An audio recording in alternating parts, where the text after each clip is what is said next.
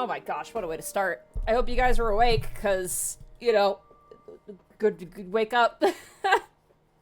Goodness gracious. I got the sniffles. I went outside for like 5 seconds and I got the sniffles. Ooh. Hello, chat. Sorry I'm a bit late. I just got back from, I mentioned it yesterday, on stream yesterday, but I got back from selling my corn army. I ran into the guy and we did our exchange. I got some Sylvaneth models, and in exchange I got some Muns, which is gonna be good. Oh, Monty, I'm super deep into Dawn Trail, and oh boy, I think I finally understand the overarching theme of Dawn Trail.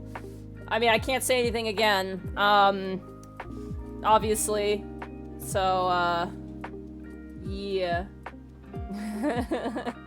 Time to get small? Hell yeah, it's time to get small.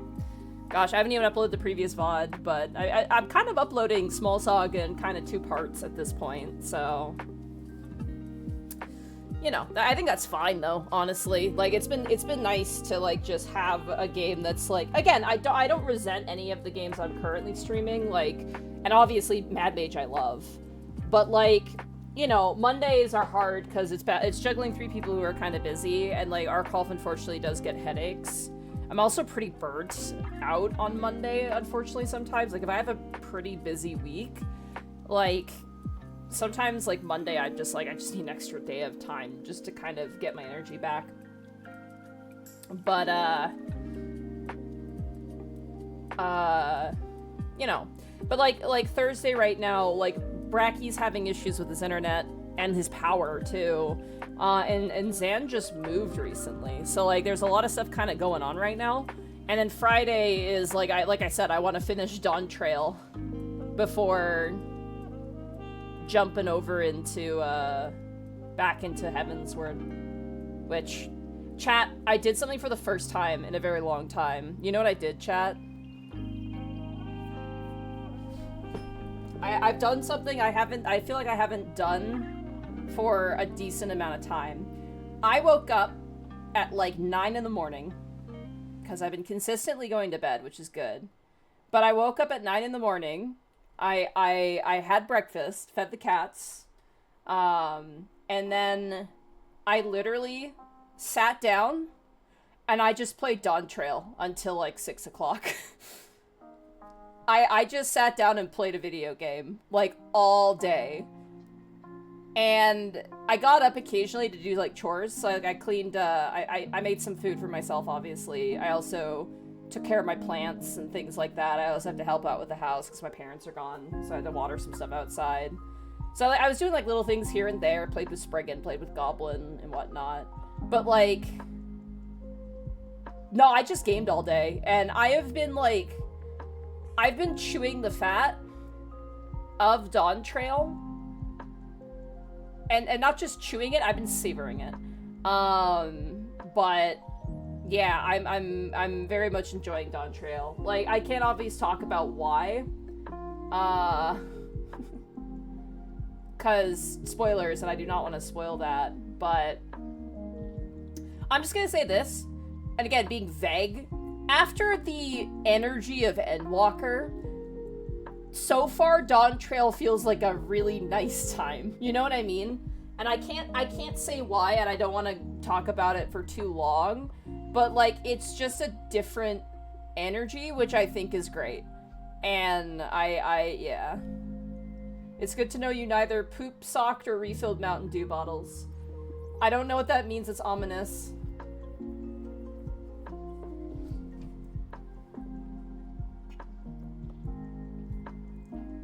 Because, like, I mean, I won't say why, but Endwalker is, you know, very crescendo-y and very, like, big thing, but my god was it stressful. Like, there was no chill in Endwalker. There was, like, a couple of moments of chill, but majority of the time it was, like, pretty, not stressful, but just, like, the stakes were high, right? Like, the stakes were really high. So, like, it's nice going to Dawn Trail where it's a lot more grounded, and it was, like, it's, like, a breather thing.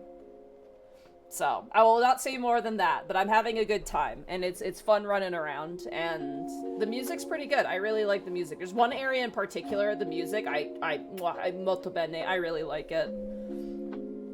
And I'm not gonna lie, like, the Final Fantasy tabletop RPG, if they release like a full version of that with like all the other classes and stuff, I'm like, in my brain, I'm like, man, I want to do like a homebrewed, like, tabletop RPG Final Fantasy thing. But the problem is we only have like a few classes, so you can't really play what you want. Monty, did you use music from this game during the one-shot this week? No, I didn't. We don't use trademark music because that's technically not allowed, unless we get the rights to it, which we do not have. We're not going to get the rights to that.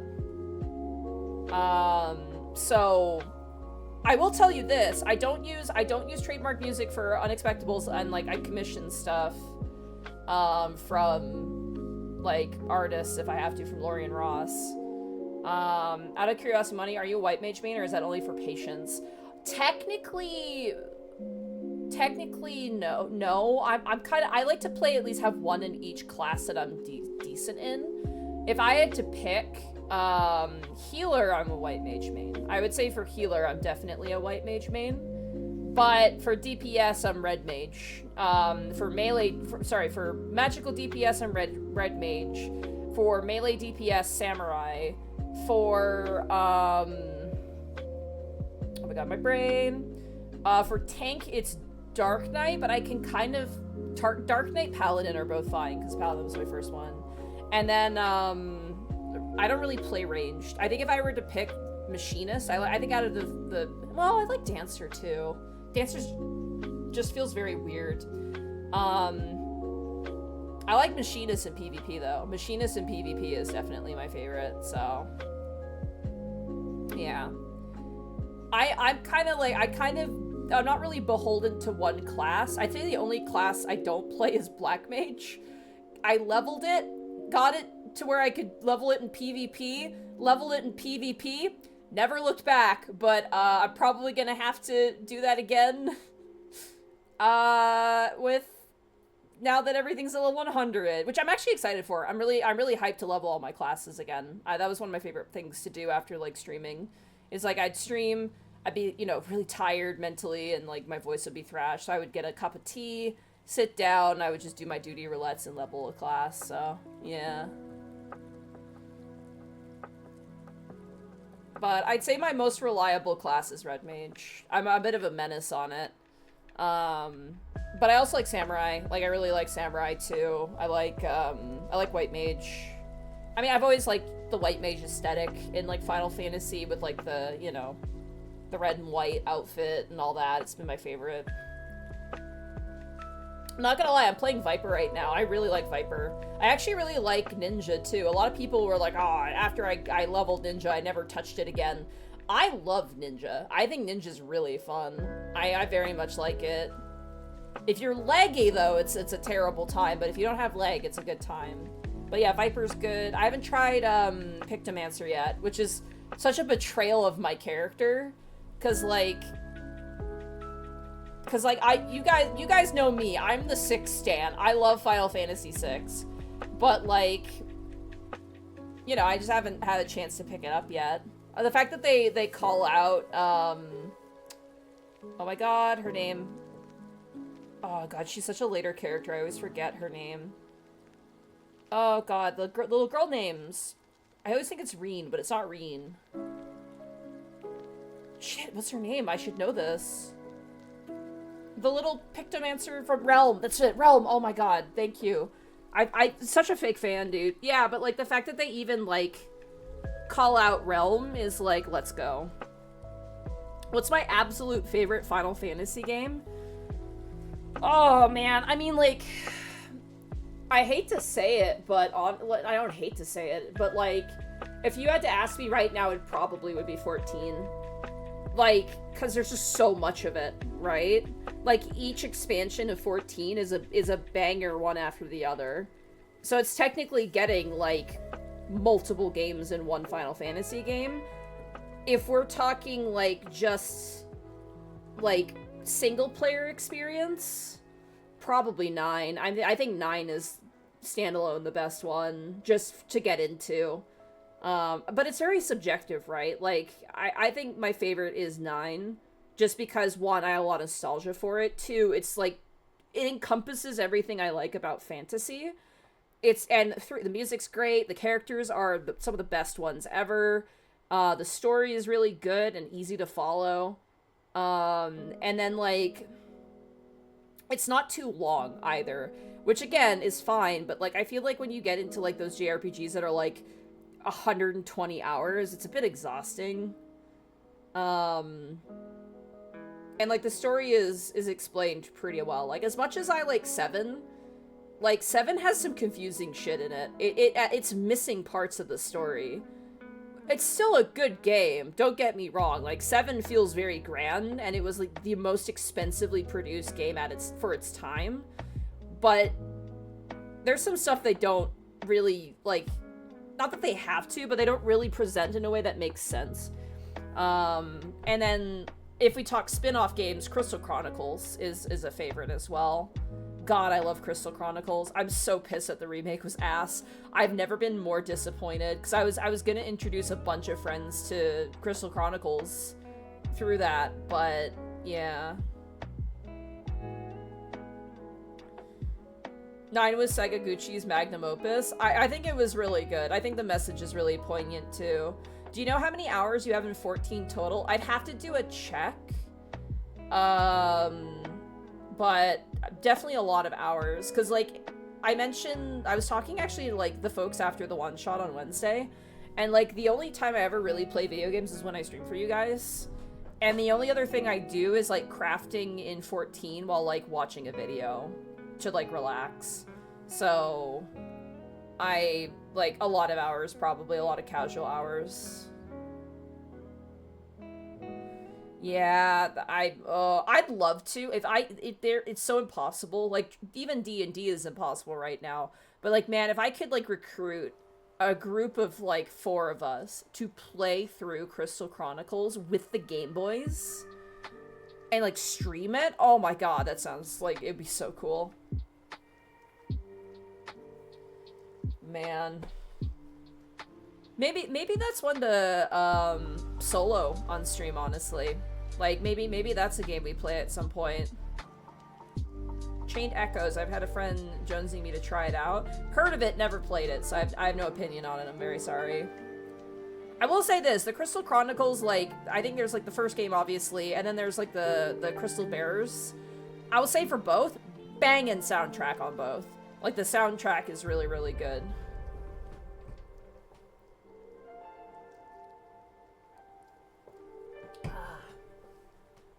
Also, I started a little bit late. I completed my exchange of goods. I traded a bunch of my corn demons. I was talking about this last stream. I traded it for a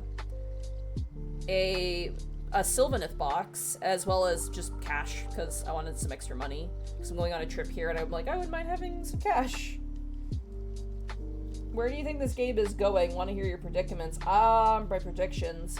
I don't want to guess, because I don't want people to be like, oh, ooh, in the chat, right? Because I know people here have played this game to completion, so I don't want to say anything. But I'll say this.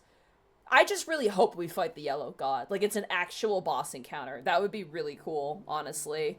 That's where I feel like it's going, but I'm genuinely curious. I'm also wondering if Excalibur is, like a gun or something, like an actual, like, gun. Speaking of this, Monty, last night those guards you were talking to before you went in the mushroom fields, one of them was called Otho. Oh, incredible. I missed that, I'm so sorry. Oh. But, yeah, no. Yeah, I did a bunch of chore stuff today. It was good. And just played a lot of video games. It was so nice. I actually picked up more drinks, because tomorrow, I kind of want to do the same thing, I'm not gonna lie. I kind of want to, like, after stream, I want to go to bed. And then I think in the morning, I want to get up and just play video games. And then hopefully have D&D, that'd be nice. Because we've canceled D&D multiple times. But, you know, it's the time of year. It's like middle of summer, so people are doing stuff, so, yeah.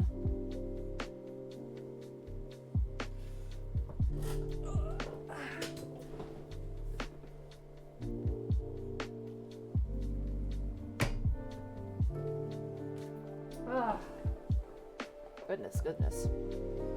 Alright, I love you. I'm just gonna eat something and then we're gonna get started.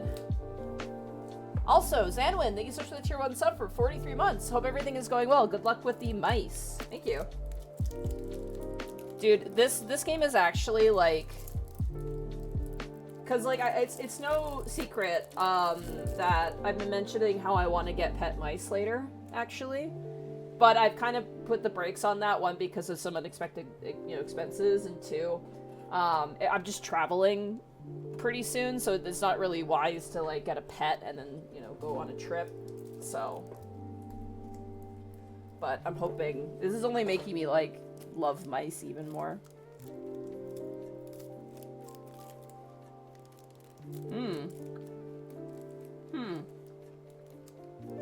That's not the flavor I was expecting. It's a fish cracker with sugar on it. This is bizarre. It's a Japanese, like, fishy cracker. It's interesting. Sorry, I'm eating a Boxu box snack, so.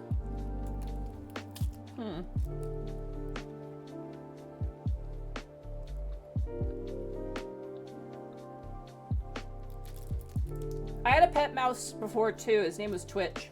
Anyone who's been here since I started streaming will remember. Yeah, Twitch was my pet mouse. He was a male mouse. He was stinky. But he was a, he was like a feeder mouse. It's the type of mice you buy to feed to reptiles. I got him from a store that was like...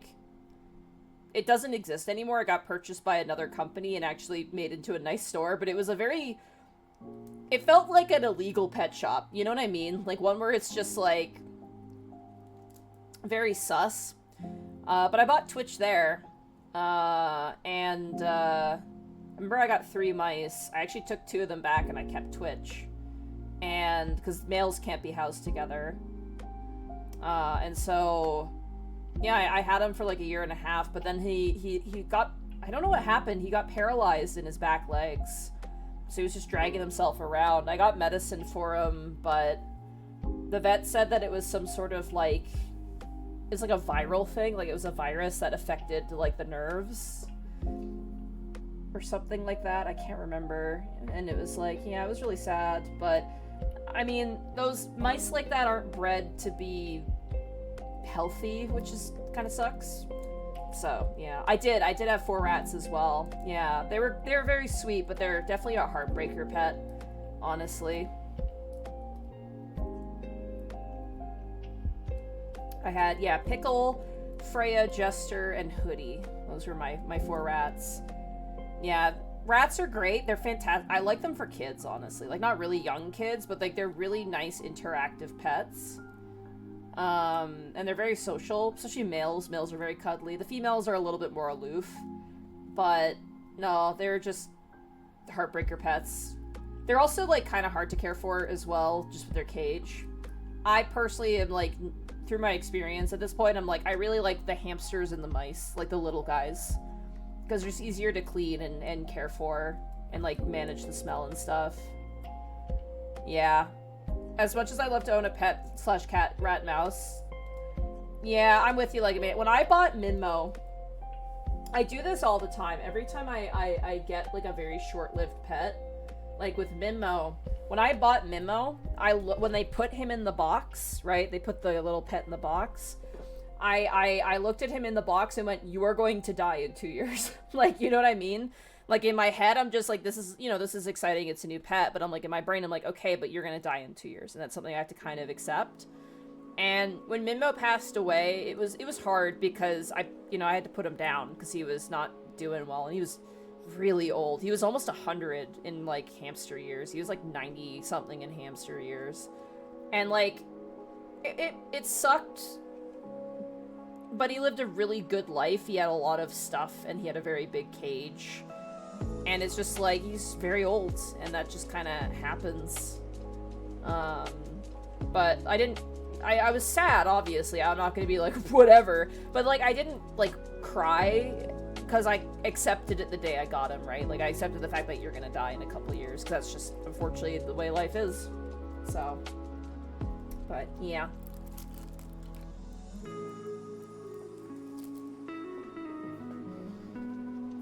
Alright.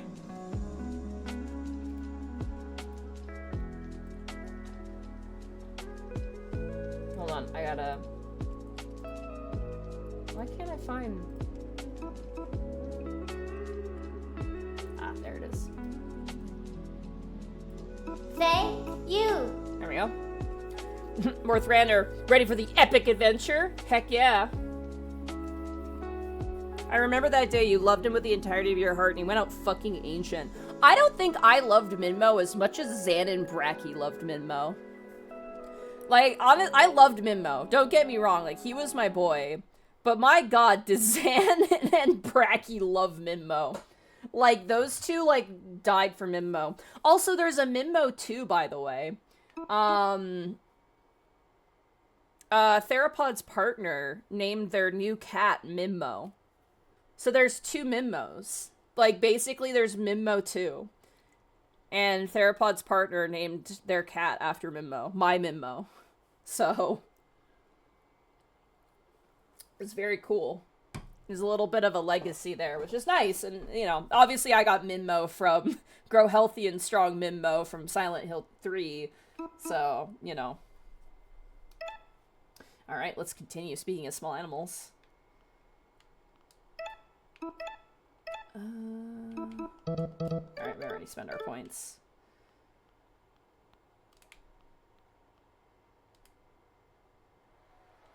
Alright, here we go.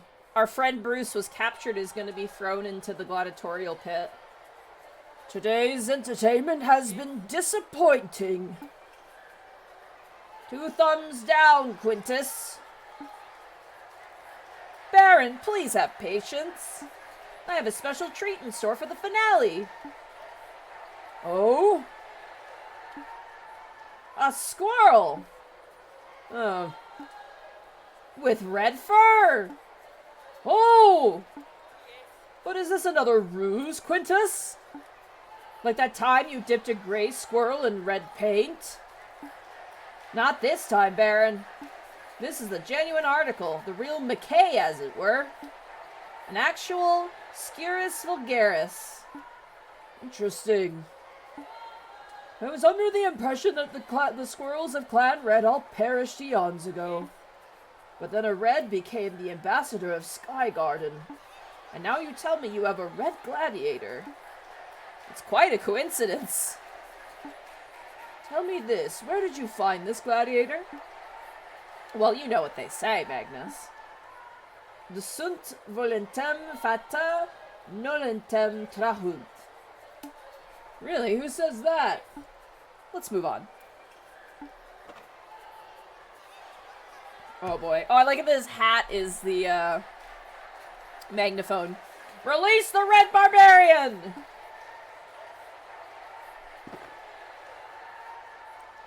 Alright, Bruce, you can do it.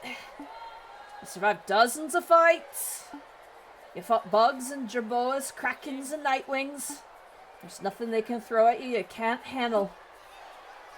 Release the Imperator! Ah! Smashing! Excuse me. Coming through. I said get out of my way! Oh, hey, it's Ghost! You made it! We saved you a spot. Come here. Come join. I'm not here to spectate.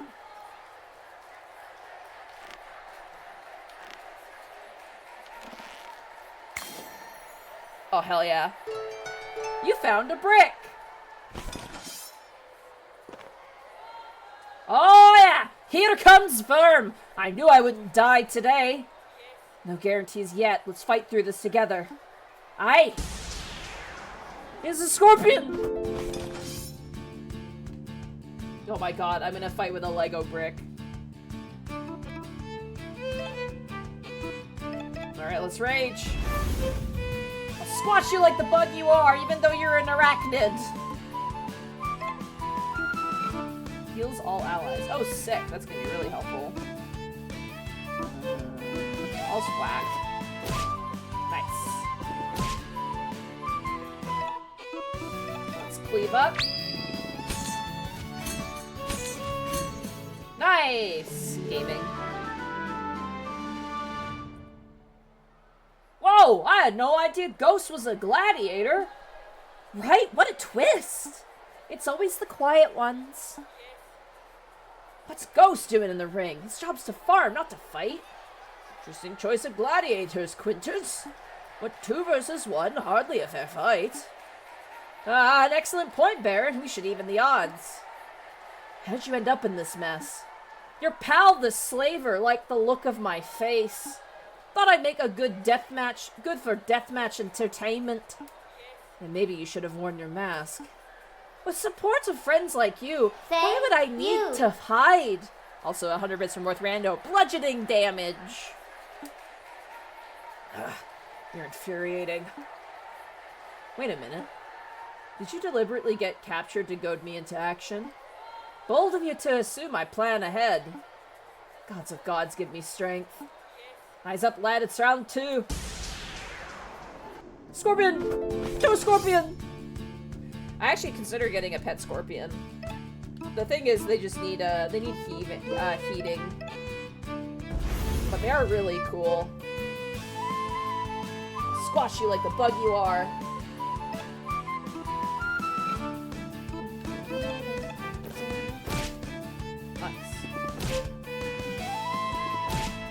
Oh man, I'm a tanky bastard.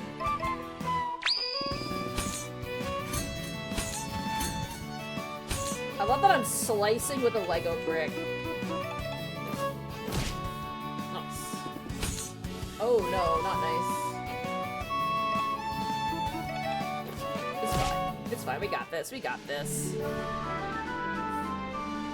I'd rather you not get a pet scorpion, those little bastards are poisonous. I mean, they are, but if you get, like, a pet one, they're not that poisonous. Like, I'm not gonna buy a poisonous scorpion. Like, one that'll kill me. I'd probably get, like a emperor scorpion or, like, an Asian forest scorpion. Venomous. Sorry, poisonous. Apologies. They sting. Sorry. Scorpions are free. You could just pick them off the ground. Shout out to the time that I was asking people about scorpions, and people were like, were you stung? And I forgot the fact that in America, you guys just have scorpions just hanging around. Like, I forgot that scorpions are wild animals. Alright, go Ghost! Yeah, go Ghost, go!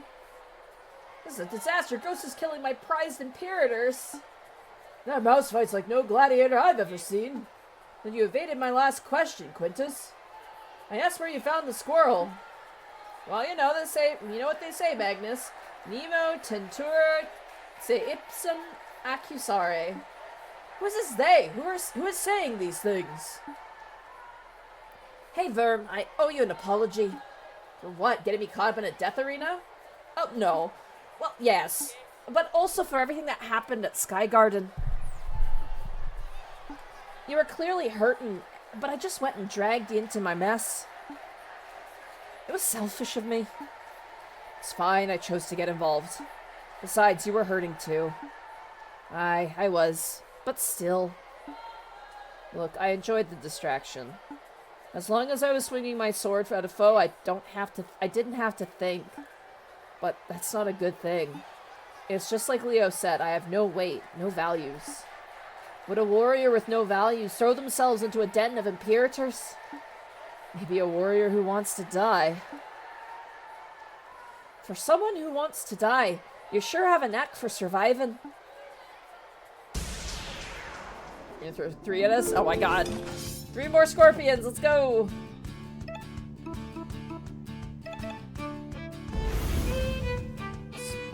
Alright. Ow. Ow.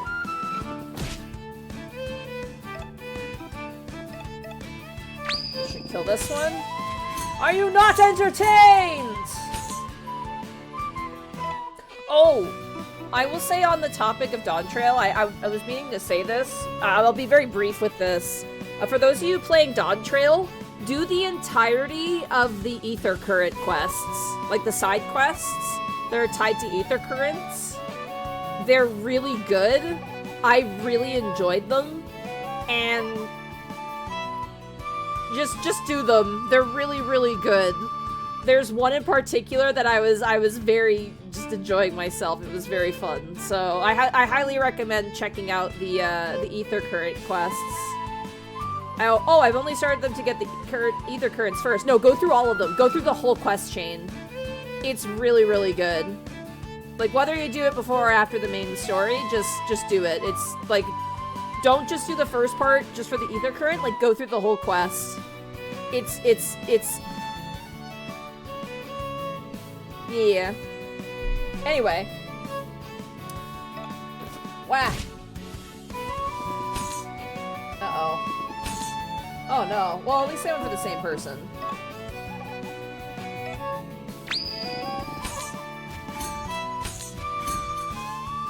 Nice. Versus stunned. It's worth your time? I think it's worth your time. But again, that's me. I enjoyed myself. Okay. Bruce is no longer stunned. Other side quests, whatever, but the ether, like the ones that have the pictures on the preview, the ether ones are good. So that's all I'm going to say to that. Thank you, Barthrander, for the bits. Well, there goes my last imperator. That mouse is truly something else. Such wild abandon. He's... What do the youth say? Oh yes, a goat? A goat? Contender, gladiator of the year. But the squirrel still concerns me. Quintus, speak plainly. Who is he? Baron, you worry too much. Perhaps bringing out the champion would sweeten your sour mood. Hey, how's Sivan and Gwen? They're doing fine, and they've missed you. Why not come and see them for yourself? I want to, but...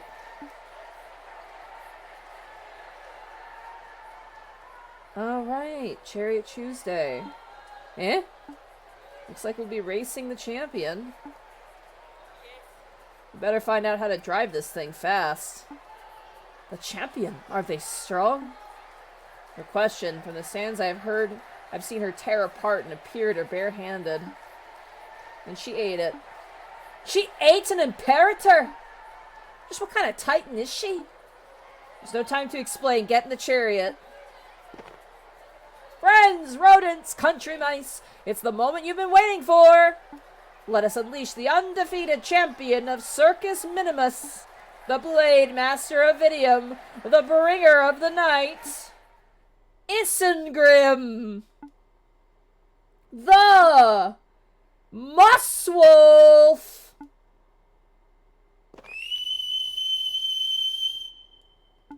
Oh, woo! A bit of a tight squeeze. Maybe we should swap. Shut up and floor it.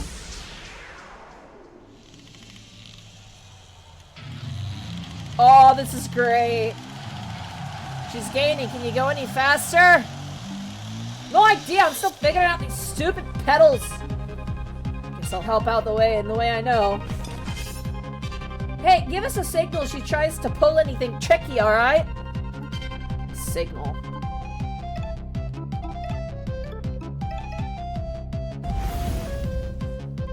Muswolf? Ha! More like must pop.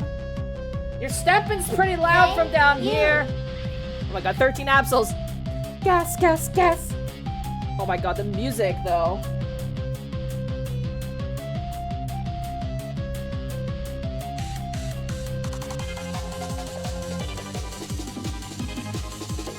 Sorry, the music's sick. Ah, sorry.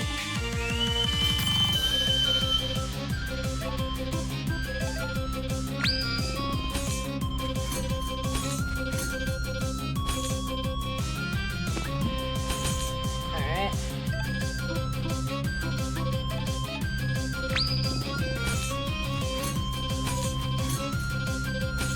I love the Wolverine claws. You hear a mechanical roar.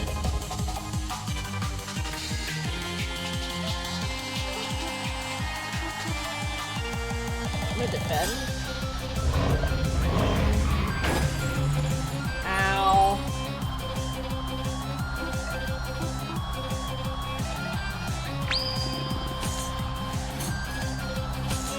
should have raged. Crap. Let's hit defend one more time. There we go.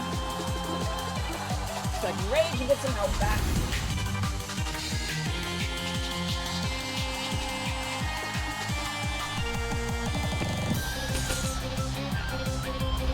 Oh god. Let me defend one more time. Okay, that does protect me a little bit.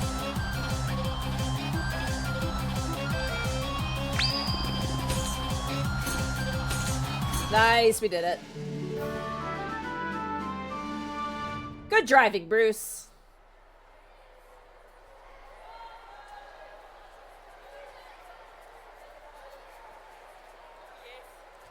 They took out Isengrim? You too! You put on quite a show. Please grant us the honor of hearing your names. I'm not a ghost. I'm no gladiator. And I'm no mushroom farmer either. My name is Verm, and I am the mouse who will slay the yellow god.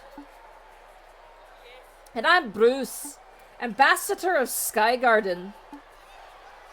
Ambassador? By the by, that's the wee turd that put me in chains and dragged me in here. Do us a favor and apprehend him. Quintus! You captured the ambassador of Skygarden and forced him to participate in circus games? Are you a slug brain? A total dingbat?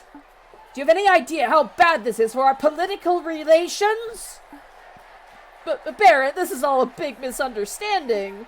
You know what they say. Another of your grammar school quotes! Soldier, arrest this man! We'll figure out the sentencing later. What happens now? Well, I think I'm owed compensation for my hardships. I mean, after that. Oh, I'm going to go meet up with Sivan and Gwen. You should come join us. I don't know what we can do about the Yellow God, but we can at least work something out. Something wrong? Oh! Since you've beaten Isengrim, it's safe to tell you this. You're supposed to use Rage when the RC engine roared. Verm will yell at Bruce to floor it, and you avoid the ram attack.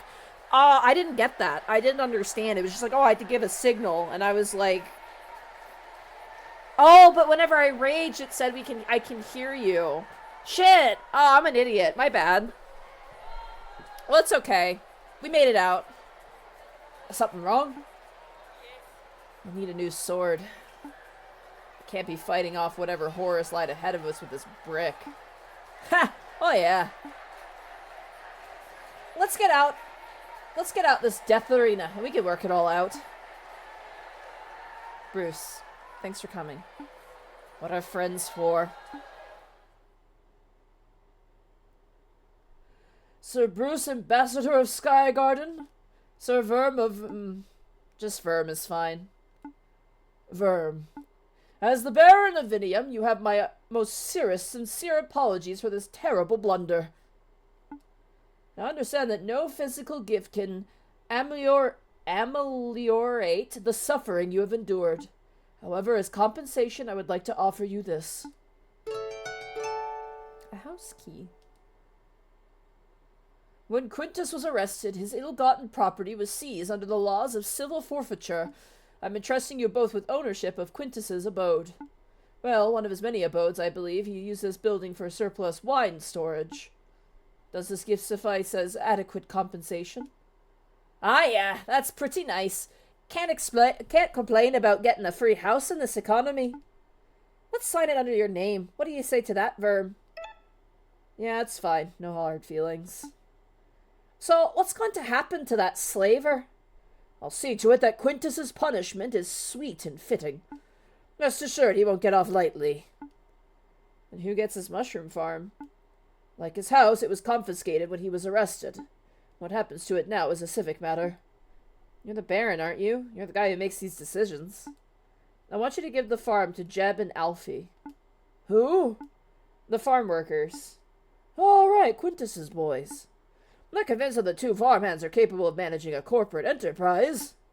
Are you serious? They've been running the farm for seasons. They're far better qualified than a clean pod dweeb like Quintus ever was. Well, you may have a point there. Not a business owner by its workers, it's an odd notion, unprecedented even. If Verm trusts these guys, then I trust them too. Get it done, you bureaucrat. Compelling? Fine, I'll see it done. Great, I think we're all settled then. I'll see you outside, Verm.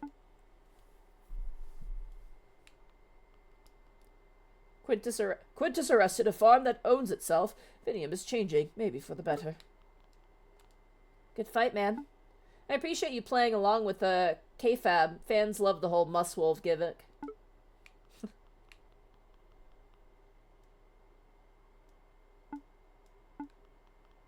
Alright. I want to check out the house.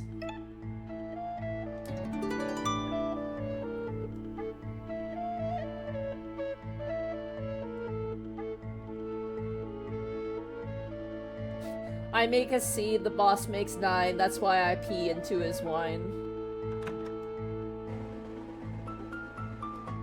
Oh, I can, oh!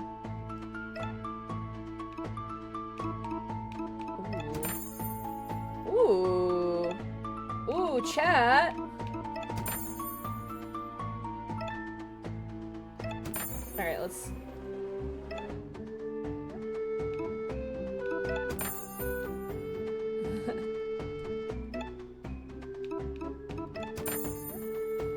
Aw, this is great!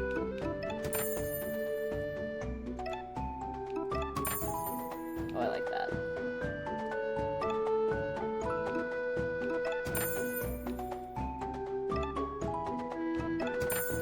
Oh, I like that. Just a can of corn. Cauldron.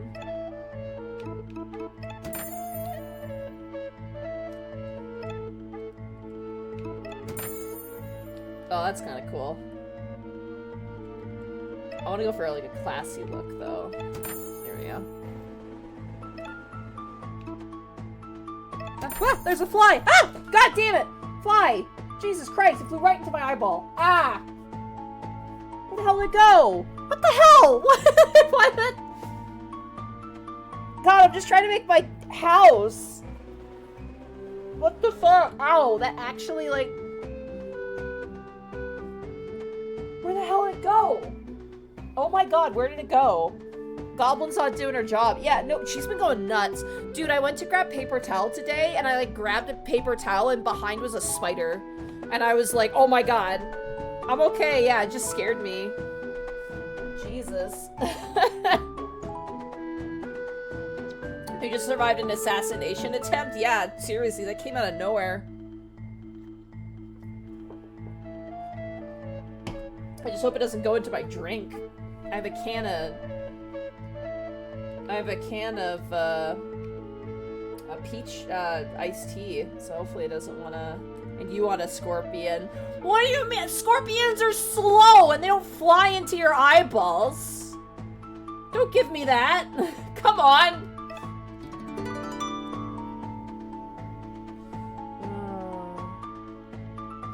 All right, let's head out. All right, ciao. Oh my days! It's the little mad lad!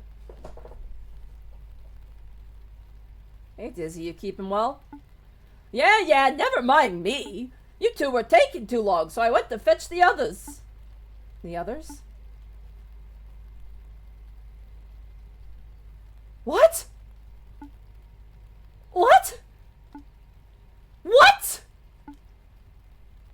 Are you okay? I can't believe you're alive. I saw you fall into the river and... I'm happy to see you too, Sivan. And you, Gwen. This is pretty incredible. Ooh, excuse me. This is pretty incredible. You're just hanging around Vinium for a full season. Aye, he was farming mushrooms, if you can believe that. Oh, yeah, Gwen. let's show Verm that and the other thing. Already? Yeah, right now. I can't wait anymore. Okay, but we're getting soaked to the bone out here. Is there somewhere private we can go? Our house! Let's go.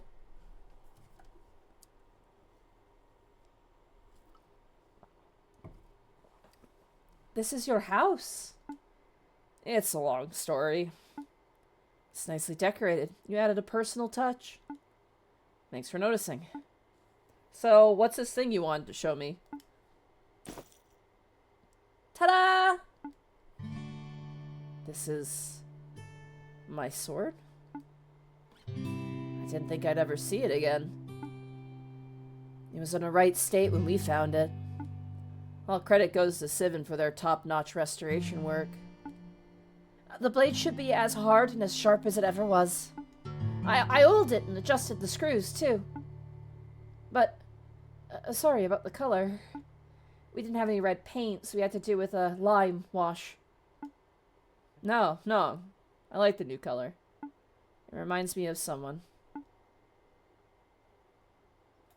Gwen, give Vern that other thing. Right. Could you two give us some privacy for a sec? Come on, Bruce. I made you something.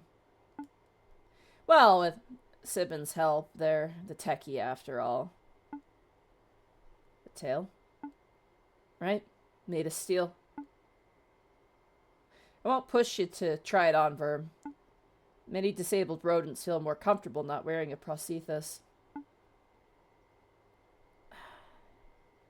It's not about comfort, I just never gave the idea of wearing a false tail much thought. All my life I've been struggling. I'm used to it. I feel like I deserve to struggle or something, that I'm better for it. But it's stupid and exhausting. I'm tired of struggling. So, yeah. I'll give it a try at least. You've grown a lot since I last saw you. You're still a little doot, though. Dude, what does that word mean? Dude, what does that word even mean? Don't worry about it. Turn around. I'll put this on. How's the fit? Oh, sick! Pretty snug. Something feels different. I bet it does. Your balance is completely different now. Be patient. It'll take some time to get used to it. Weeks, at least. Nimblefoot. Or maybe you'll adapt quickly. Oh, hey, nice tail. The gang's all back together, then. What now? The seasons are changing fast. The Yellow God is coming to Murda. Let's go and greet him. Alright, let's go. Oh! You just reminded me. I need to go speak with Plague Master Aquila. They said they'll teach me about Excalibur. Excalibur is in the legendary sword of Rodentia? I heard stories, but that's just a myth, no? Well, I suppose I'll find out. If it is real, then we're going to need it to have any chance of surviving the Yellow God. Merida it is, then! Right, let's go. Oh, super cool. Oh, I love it. Look. Oh, the gang's back together! Let's go! Oh, I'm so happy.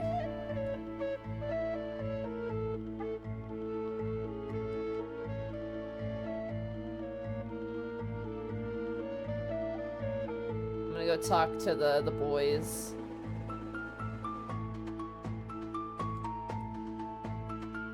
Careful, Verm. That Philaday looks pretty nasty. This one, she's harmless. Just an old fuzzball the shrews just keep around. Her ugly mug scares off outsiders. Wakey wakey, half sight. Who dares wake? Oh, it's you, Quintus's boy. Not anymore, I'm free. Good for you. Go enjoy the sun out in your snout. Trying to get eaten by a bird. But why, pray tell, did you wake me? I'm just wondering. Oh yeah, your diet, your collar, your scars. Your scars are none of your business, Mouse. Fair enough. Just wondering. I'm curious about why some Felidae have collars and some don't. Did you lose yours? I did. It's a strange thing for a Felidae to lose a collar. I would have thought that collars would be a symbol of oppression, no? Depends on the Felidae. For some, collars are shackles. For others, they're fine jewelry. For me, my collar was a memory of a former life. I'll keep an eye out for it. There's no need, but I appreciate the thought. That's just... What do you eat? The shoes are nice enough to gift me with the bodies of the fallen gladiators. In return, my presence acts as a deterrent to any other titans who would dare invade Vinium. It's... what's the phrase? A symbiotic relationship. Just like Juke, Josh, and Lamia. Am I right, Berm? Something else? No more questions. Very cool. Yeah, I just have like a big bodyguard. Where's Otho? That's Galba. This is Otho.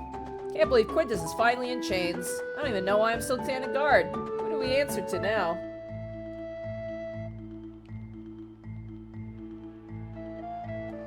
There's a crazy rumor going around that the farm's getting signed over to me and Jeb. Do you know anything about that, Ghost?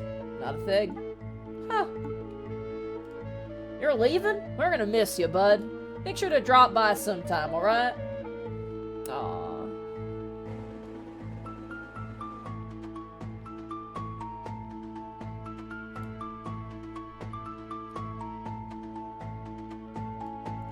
Alright, one more save. Seize the means of production.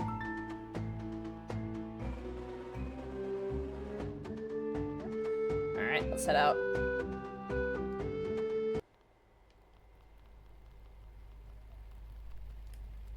All aboard!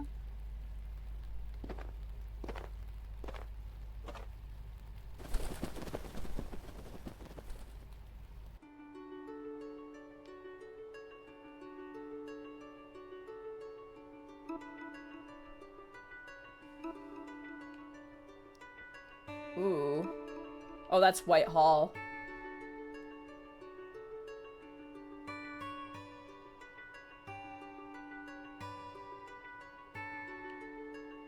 What is this?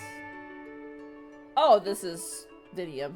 It's got the elephant on it. I love that. I like how each of the maps is very unique. Alright, I guess we're going to Merida again.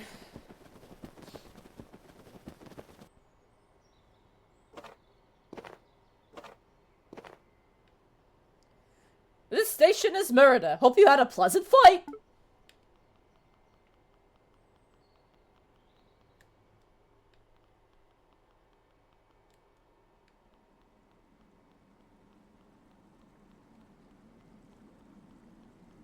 No comments about the bridge.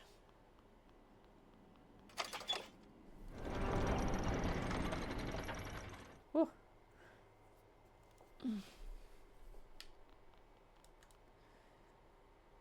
I may as well let you slug leg through. Yeah, we're gonna just sneak in.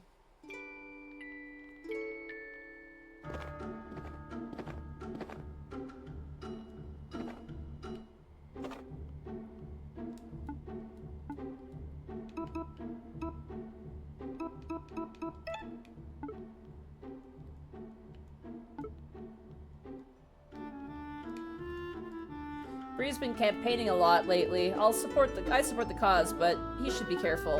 The guard only tolerates so much, you know. Is this yellow god thing for real? It sounds like Ghost and Muswolf territory. I have doubts, just saying.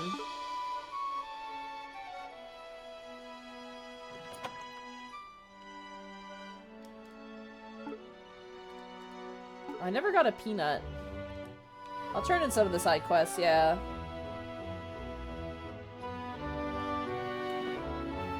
Oh, I did not mean to go down here.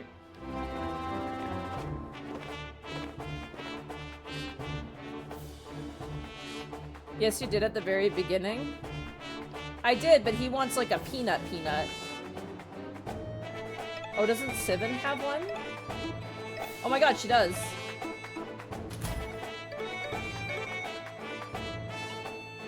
I will give him the peanut then. Hold on. Good thing I didn't eat that.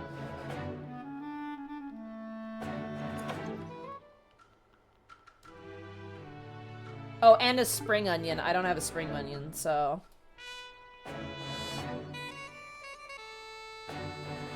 Wait, Verm went by Ghost as a mushroom farmer and he fought a fighter who pretended to be a Muswolf. Ghost and Muswolf. Oh my god.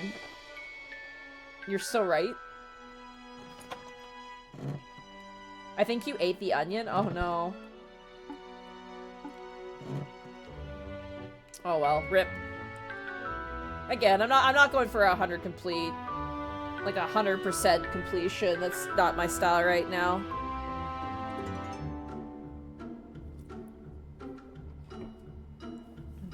Hey. Is it really okay for us to be wandering around like this? Psh, it's fine. Everyone thinks you're dead for one thing. Ghost by name, ghost by reputation. I guess that's true. I doubt even the palace guards would recognize me. Oh, right, the palace. I better get moving. Plague Master Aquila will be waiting for me. Good luck, Sivan. Aye, come meet us in the Twisted Tales when you're done. Okay. No, never been to Merida before. Is this all there is to it? Dinky houses and sad-looking people? Pretty much. Hey, Verb, don't be rude. Show Gwen around! I'm not a tour guide. Besides, I don't even live here. Ah, Verb, so humble. You're practically a local? Just take her to the city center and go from there. Do it yourself, nerd. Shh, errands to run. I'll meet you in the Twisted Tales in a couple hours. What fun. What was that all about? You don't see what he's trying to do? Oh, sheesh, you're both thick as mud. Forget it. Come on, let's go see the city center. Is he trying to set Gwen and... Wait, is he trying to set Gwen and... He's trying to be a wingman. Amazing.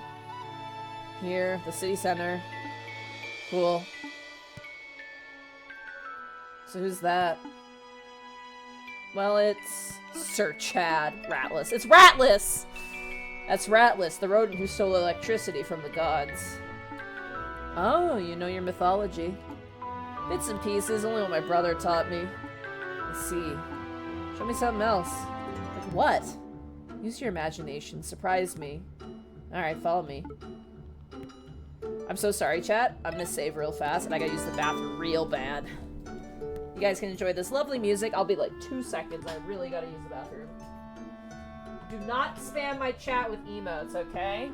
Do not spam my chat with emotes.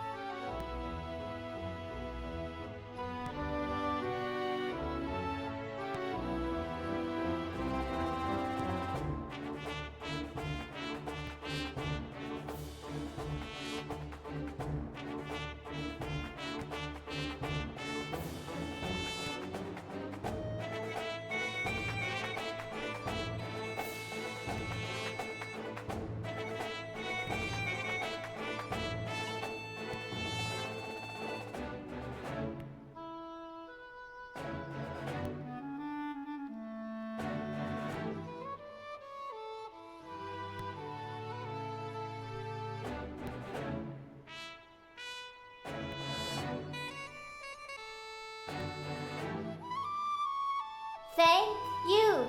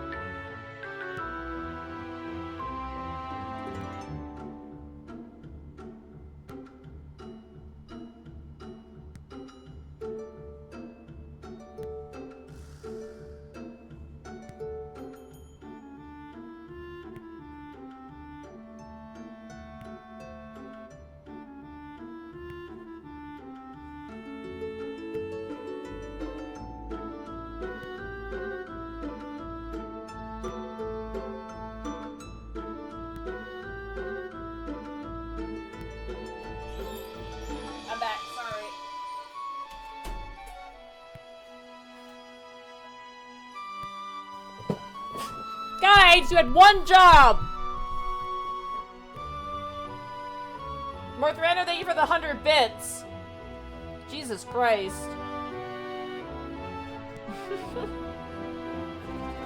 Very cute emotes, though, I will say.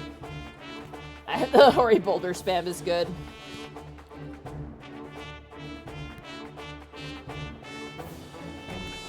Oh my god. Alright. Back to it. Oh, one second, I got a text message from probably my mom.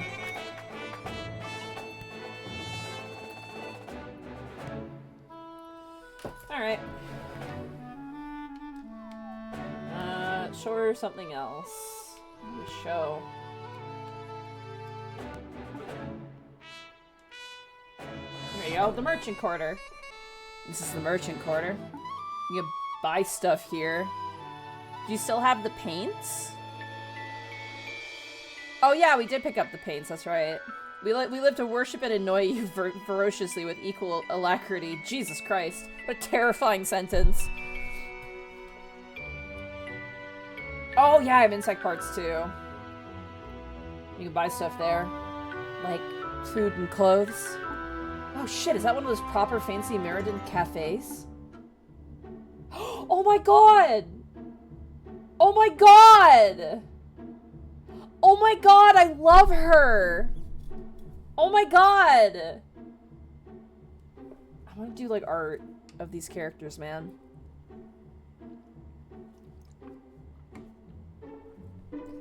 I've always like, I'm not as like into it, but like, yeah, she's kind of got my hair, like my little, yeah, she's kind of got the mousy glue hair.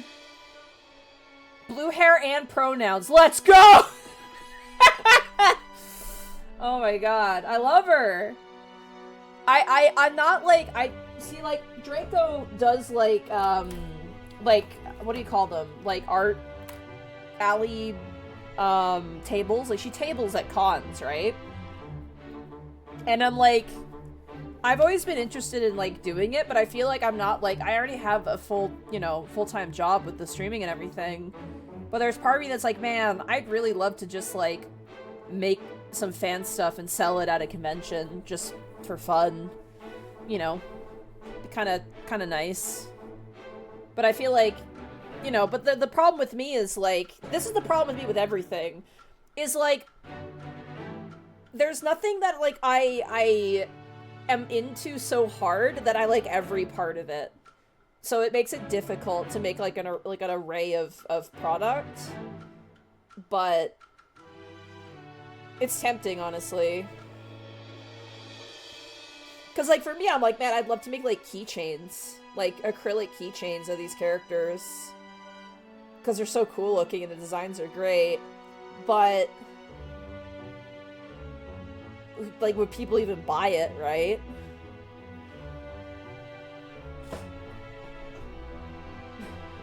Open an Etsy, maybe? I can't manage an Etsy. Between, like, the work for Unexpectables and, like, my streaming stuff, I don't have time to manage an Etsy. That's, like, an actual full-time job. Like, but going to, like, a convention and selling stuff at a convention, I'm like, I'd be more down to do that.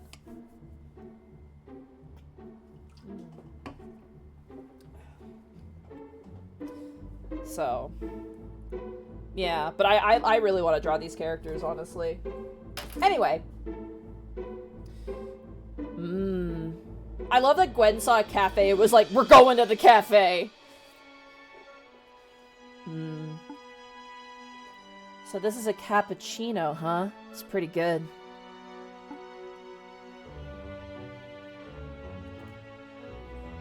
What did you order again? A matcha latte. My man! My man! Okay, chat. There's no surprise here for this. I love matcha. Like, I know it's kind of a meme and people, like, I really like matcha because I can't drink coffee, right?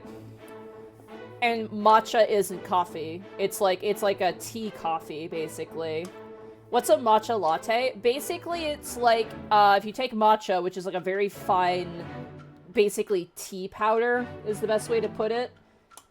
You basically do it with like hot milk and like a creamer. It's like green tea powder, yeah, basically. But it's like really fine green tea powder. It's usually kind of, it's not expensive, but good quality matcha is expensive. It's, I can't describe the taste. It tastes like a lighter, like more herbal coffee is the best way to put it. Coffee is really strong though in its flavor. It's really bitter, whereas matcha is more like earthy and kind of like mild. Yeah, basically like coffee but made with green tea instead of coffee beans. Exactly. So I like matcha because I can't drink coffee, and matcha and milk tea are my two like kind of go-tos, and hot chocolate, of course, but like I do genuinely really like matcha. I personally drink coffees with flavors. I love the smell of coffee. I mean, I'll confess, like just straight black coffee, or even just coffee with like cream and sugar, which I've had once. I don't like, it's too bitter. I don't like bitter things, so coffee is not my favorite to begin with. However, I love mocha things specifically. I had like a mocha latte Starbucks drink one time. It's like they come in bottles. You can get them at the grocery store. It's like a bottle of like a sort of like mocha cream frappuccino, not a frappuccino, like a latte. And I drank the whole bottle. I was like, this is amazing. And then I proceeded to be sick for the rest of the day. So it's sad because I was like, oh, this is good. The only like coffee thing I can handle is like if I have something that's like coffee flavored and it doesn't have a lot of like coffee in it, I'm generally okay. So like food, like if I eat like a coffee cake, as long as I don't eat too much, I'm usually fine. The only thing like coffee related that I can drink without dire consequences, not like I'm gonna die, but my butt is gonna explode, is ice caps from Tim Hortons. And even then, I usually get them made with chocolate milk instead of like the creamer that they use. Do you like boba in your tea? I do. I am a boba fan. I should probably re-add them because I'm running out, but I added some boba tea items to my throne, and they're amazing. And I also obviously like to go out and get boba tea. There's a cafe. Sorry, we're kind of sidetracking, but this is fun. There's a cafe in my town that's like themed as like an arcade video game cafe. They recently like are a new business. They took over the previous business owner. They sell like basically like sweet waffles with like flavoring and stuff, kind of like a falafel place. And then they also have like arcade games. They have like UFO catchers, which is super cool. And there's like, you know, like a bunch of like statues for video games and stuff. But they sell bubble tea, and their bubble tea is amazing. I really like it. So I'm a big bubble tea. The problem with bubble tea though is like whenever I go and get it, I don't know what I want. Like every time I know I want the tapioca pearls because I mean like come on. I mean the jellies are also good as well. But the last time, oh my god, the fly is back. Where is he? I literally showered yesterday. I do not stink, chat. The last time I was there, I got like what was it? It was like an Oreo matcha frap bubble tea. And my god, it was like pure ice cream, but it was so good. I was like, oh man, this is not good. I mean, this is not good, especially because I'm retaining weight now. But I was like, I don't care, it's delicious. This is so cool. Yeah, Darcy. The other one I like too is Hokkaido milk tea. I had Hokkaido milk tea. It's like a sweeter like milk tea, and oh my god, I love it. I love it. Sorry, completely distracted. Apologies. A matcha latte. What is matcha? It looks green. Tastes green too. Yeah, that's apt actually. Matcha tastes like green. It tastes green? Yeah, you know how sweet foods taste blue and sour foods taste red. I have no idea what you're talking about, but I want to try it. Gimme. Fine, take a sip. This is great. It's rich and creamy. Oh yeah, I said a sip. Can't quite taste the color, though. Your tongue must be more sensitive than mine. Ooh la la, an indirect kiss. You weirdo. Hey, Verb. Do you like boys or girls? I don't know. I've never given it much thought. Seriously? Yeah. Spent half my life focused on killing the Yellow God. I didn't have room for lovey-dovey stuff. But even when I had time to think in Vinium, I just got fixated on farming mushrooms. The fucking fly is back! God damn it. Go away, you little bastard. I'm gonna chat if I don't kill this fly by the end of stream. I failed you. I'm sorry. Where the fuck is it going? Where are you? God damn it! Ah. Bastard fly. Sorry. Apologies. Yes, an indirect kiss is when, like, someone's lips touch something and then you touch it with your lips. So, like, if you drink out of the cup and then you offer it to somebody else and they drink out of it, it's like an indirect kiss. You'll see a trope in, like, romance stories. Like, someone will have a crush on somebody and then they'll have an indirect kiss, which is them, like, sharing something, and it, like, brings them closer together. You know. Thank you. 13 absils, my money is on the fly. 13 absils, what the fuck? That's so mean. So, Monty, is the fly's god? I'm about to be the fly's devil. I've never heard this term until now. Yeah, it's like a romance trope. It's cute. Sometimes it can be cute. Absol, you traitor. God. But even... Yeah, I already read this part. What? Is that odd? I don't think so. You've been through a lot. Maybe when this is all over, you can make some time for yourself and discover who you like. I don't know if I'll ever like anyone in that way. Follow your own path, dude. You're good at that. I'm all coffeeed out. Where are we going next? That's cute. That's a nice little scene.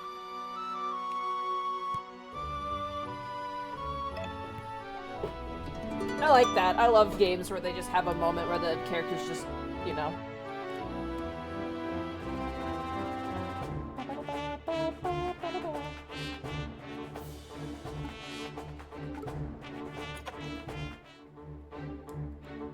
Found... Ta-da! Paint. Oh, wow, this color is amazing. Like a spring sky after a storm. Did you have any trouble? Actually, yeah, it was a complete hassle. Oh, I'm sorry to hear that. Maybe gathering petals would have been easier. I know it's not much, but I want you to have this as payment. Don't try to refuse now. Really? Take one of my paintings, too. A painting? Are you sure? Or, sorry, that's for a painting? Are you sure?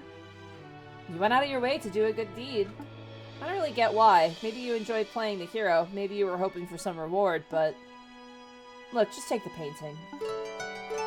Oh, okay, cool. Have you seen the old masters' paintings in the palace galleries? Their work is on another level. Maybe one day my paintings can join them. My Molly's creativity is blossoming like a hydrangea at summer's end. Take care now. Can I put it in my room? Oh, also, yeah, we leveled up. Hold on. Oh, I kind of want that.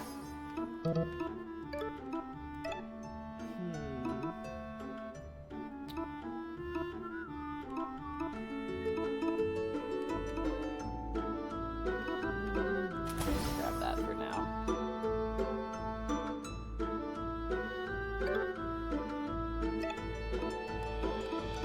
Oh, wait, I might have more, actually. I do.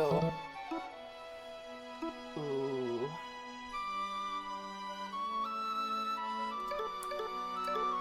Alright.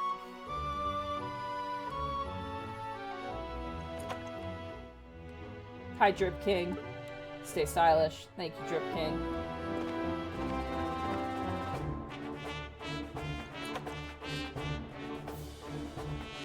You, my apprentice, where have you been?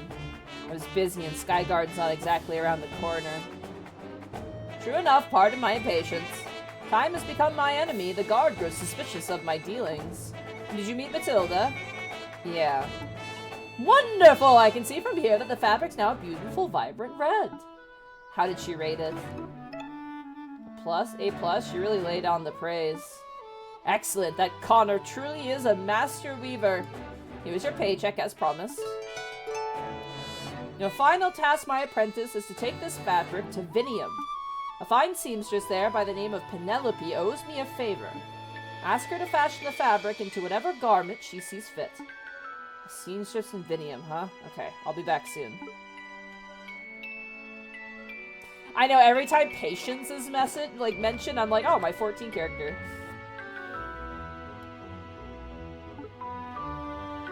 Actually, I'm gonna go talk to the... I have a leg. I have a couple legs, I believe.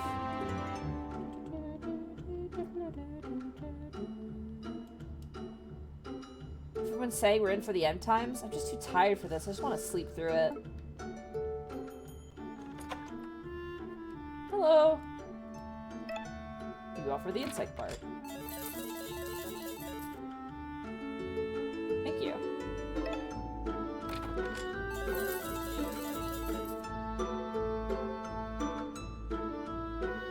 Oh, they seem thankful for all the food. You wish the spider the best of luck in their spidery endeavors. Bye-bye.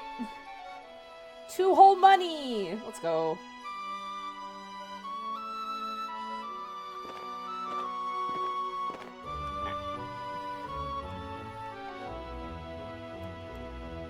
Commit no uses. Thanks to your patronage, I've saved up enough for uni. Time to become a lore master. You're welcome, dude.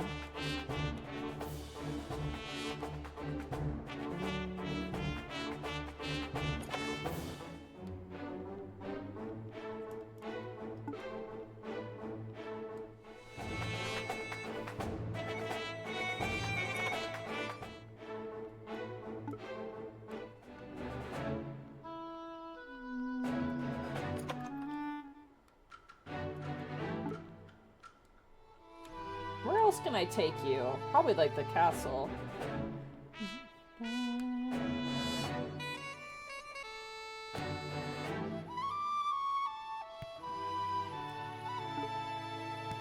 Also, I'm skipping text of things that I've already read, so...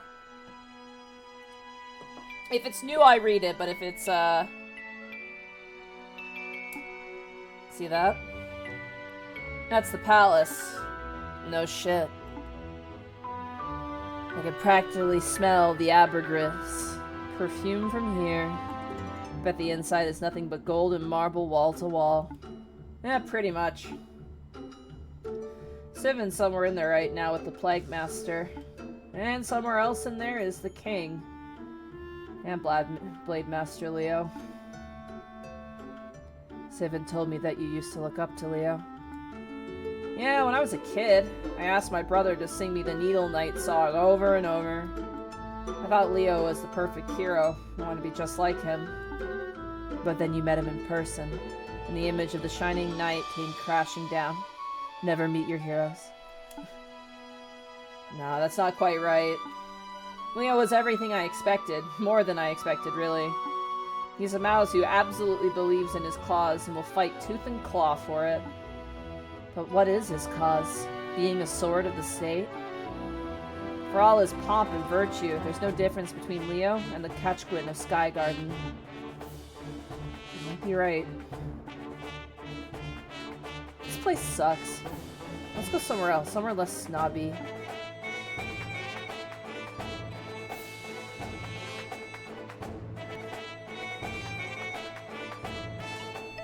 Ratless. Maybe the docks over here? This is the shipping district. See that pipe?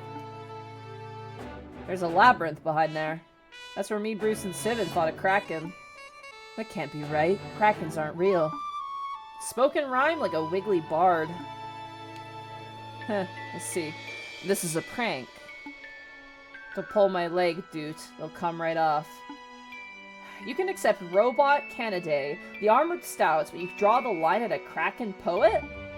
Look, I was born in a cage, not under a rock. I know the difference between Muswolves and reality. What? Oh, no, it's nothing. Where should we go next? How about somewhere where we can't smell the underriver waters? Alright.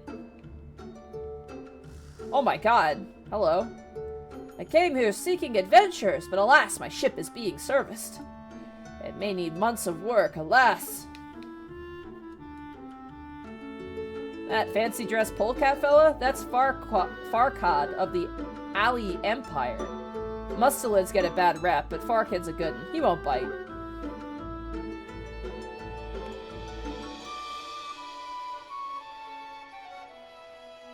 Some ratty Artemis one because of the Wharf Medallion. He always has a dodgy look. What's he up to?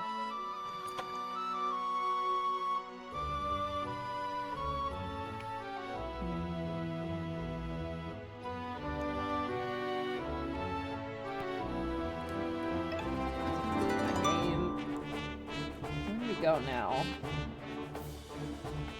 Probably the tavern at this point. There's really nowhere else to go. We could go here. Oh, here we go. This is near where we came in. Yeah, got her in. The outskirts of Murda. It's where the normal people live. Normal people. Yeah, you know, as opposed to the landlords and nobles and whatever. Mice and rats just trying to get by. I see. Normal people. Honest people. Well, I wouldn't go that far. What are you two dweebs looking at? You're that Sava busting kid, right? Yeah. Didn't you die? That's the word in the tunnels, at least. Yeah, I died, but then I clawed my way out of the underworld. Whoa! Keep walking unless you're looking for another beating. They seem nice. Yeah, they're alright. Let's go back to Ratless. I want to see something.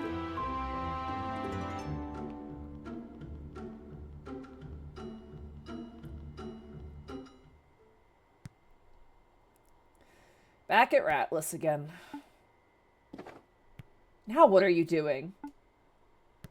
Fucking the fly is back. The fly is back. Where'd you go? He literally, this fly is buzzing past my face and then vanishing the moment I turn. This fly is an assassin. Also, I'm gonna put on a hoodie because it's starting to get a little cold. God damn, chat.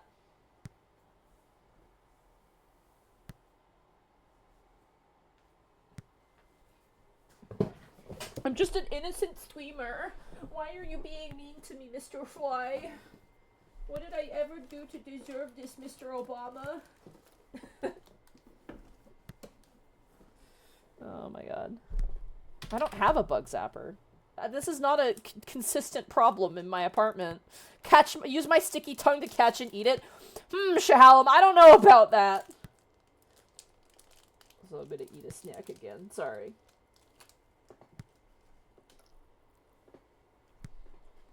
Getting a better view. Come on. We'll attract the guards' attention. Maybe you will if you keep up all that shouting. Come on, stop being a Degu downer and jump up here. No, Degu.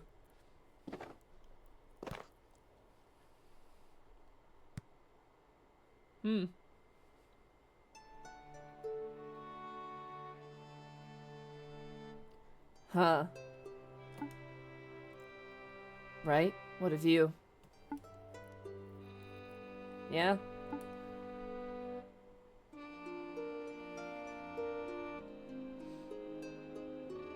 A million rats and mice all living in one place. Never seen anything like it.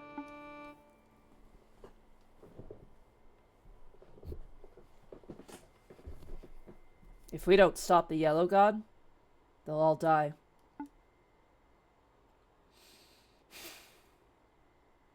I guess so. It kind of feels like we're having to hold up the world just like old Ratless here. You seem pretty calm about it. Staying cool under pressure is my nature, like. Your nature, right? Like how thinking problems through is Sivan's nature, and focusing on the positive is Bruce's nature. So what's my nature? Well, you tell me. My nature. Ooh. Ooh. Ooh, chat. I feel like he's a warrior. If he's like guts, he's a warrior. He's not a ghost. Or maybe he is. He's more than a mouse. Like, ghost or warrior are my picks. Because the idea of ghost and Muswolves, right? And he's a ghost. That's really cool. But he is a warrior. I'm so torn. What do I pick? I think warrior. I think I'm gonna go warrior. I'm a warrior. Is that so? What? Was that the wrong answer or something? No wrong answers here. It's just there's something sad about it. A warrior lives to fight. It's a tiring existence. I hope you figure out how to put the sword down one day, Verm. When this is all over, maybe they'll build statues of us four. Ugh, don't say that. Solid gold, just like the dead dukes. Definitely don't say that. I'm just messing, like. Let's just focus on the path in front of us. It'll be quite a challenge to fight a god, but maybe Excalibur will give us the upper paw. Yeah, a weapon that can kill a god.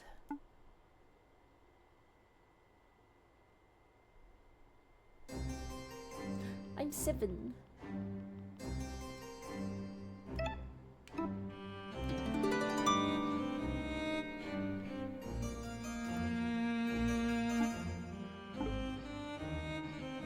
Alright.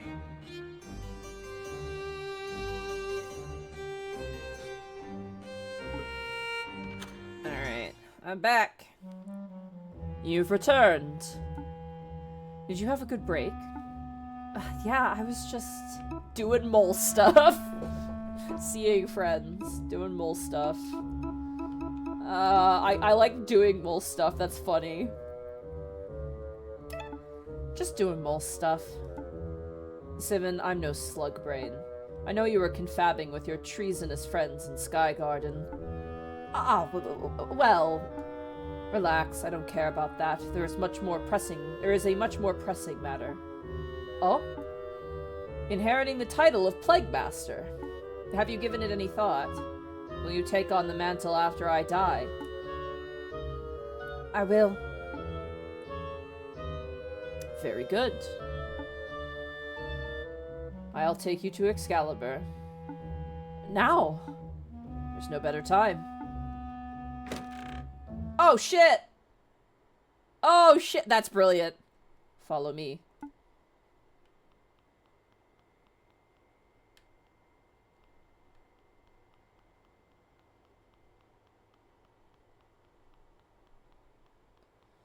Ooh, this long walk.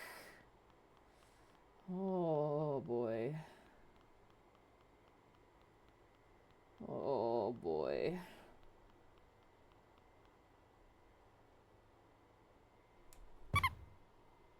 Oh, it's an elevator. Where are we now? This isn't rodent architecture.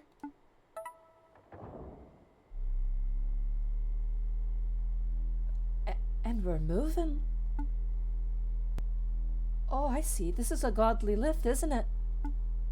Correct. Recently constructed, too. It keeps going up and up. Where does it go? Tell me, Sivan.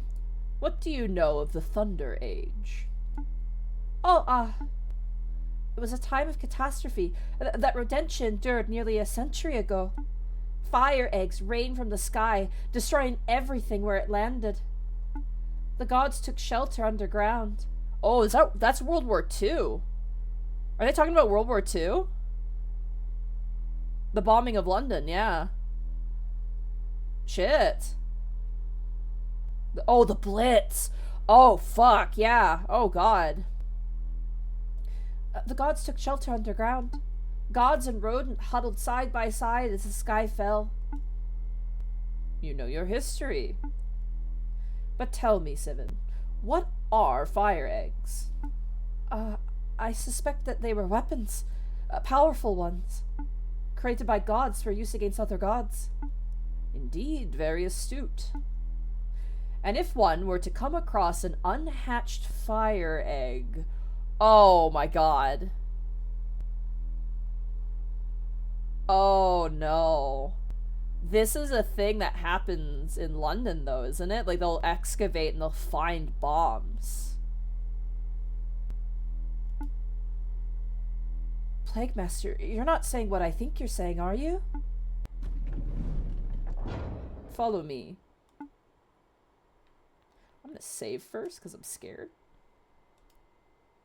The universe is vast, our ignorance vaster still. Dr. Ein, the first Plague Master of Merida. Dr. Ein studies and learns.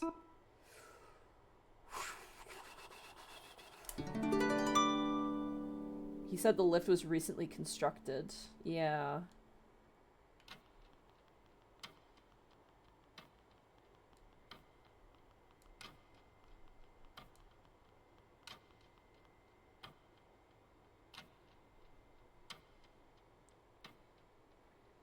This building is certainly something. Where is Excalibur? Hidden, of course. If a god were to discover it, all our work would be for naught. Honestly, hiding something this big from the gods has been nothing but hassle, especially with their renovations. But I digress. Press that red button, Sivan.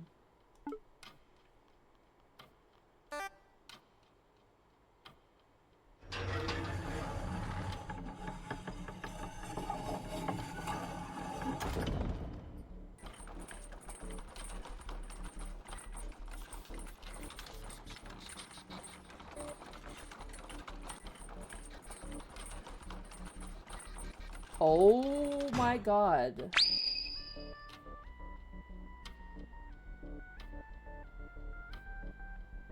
Oh. Oh. That's just a regular bomb, right? That's not a... That like... Whoa. This is it. Excalibur. The fire egg. An authentic relic of the Thunder Age. The Thimble Guard found it buried in the bowels of the Underriver some 50 years ago. Plague Masters have been studying it ever since. 50 years of research on one weapon. A rodent's life is short and pathetic.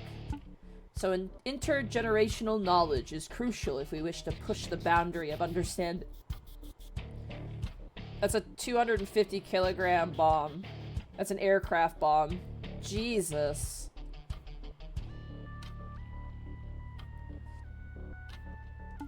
It took decades to find and decipher the relevant god text to reverse engineer the wiring and machinery. Through careful analysis, my predecessors learned every intricacy of the weapon. What it's made of, the damage it can do, how to hatch it. You can hatch the egg. The trigger is a hard impact, a fall from a great height. The only reason it didn't hatch on its initial fall is due to a technical error. Fascinating stuff. So, this cradle mechanism, it's a catapult, no, a ballista. And the egg is primed to launch through that window. Clock face, to be pedantic. But what's down below? The godly halls of... No! No! The godly halls of Parliament. Oh, we're just gonna blow up the British Parliament building, said the rats and the mice. We'll just blow up the like, literally, jeez, okay. This is a plot twist. I thought it was just gonna be a gun. Like, I legitimately thought it was gonna be a pistol. This is so much worse. The godly halls of Parliament. And below Parliament's floorboards, the streets of Merida. When the Yellow God arrives, intent on destroying the city, we will greet him with fire and thunder. After all, only a god weapon can kill a god.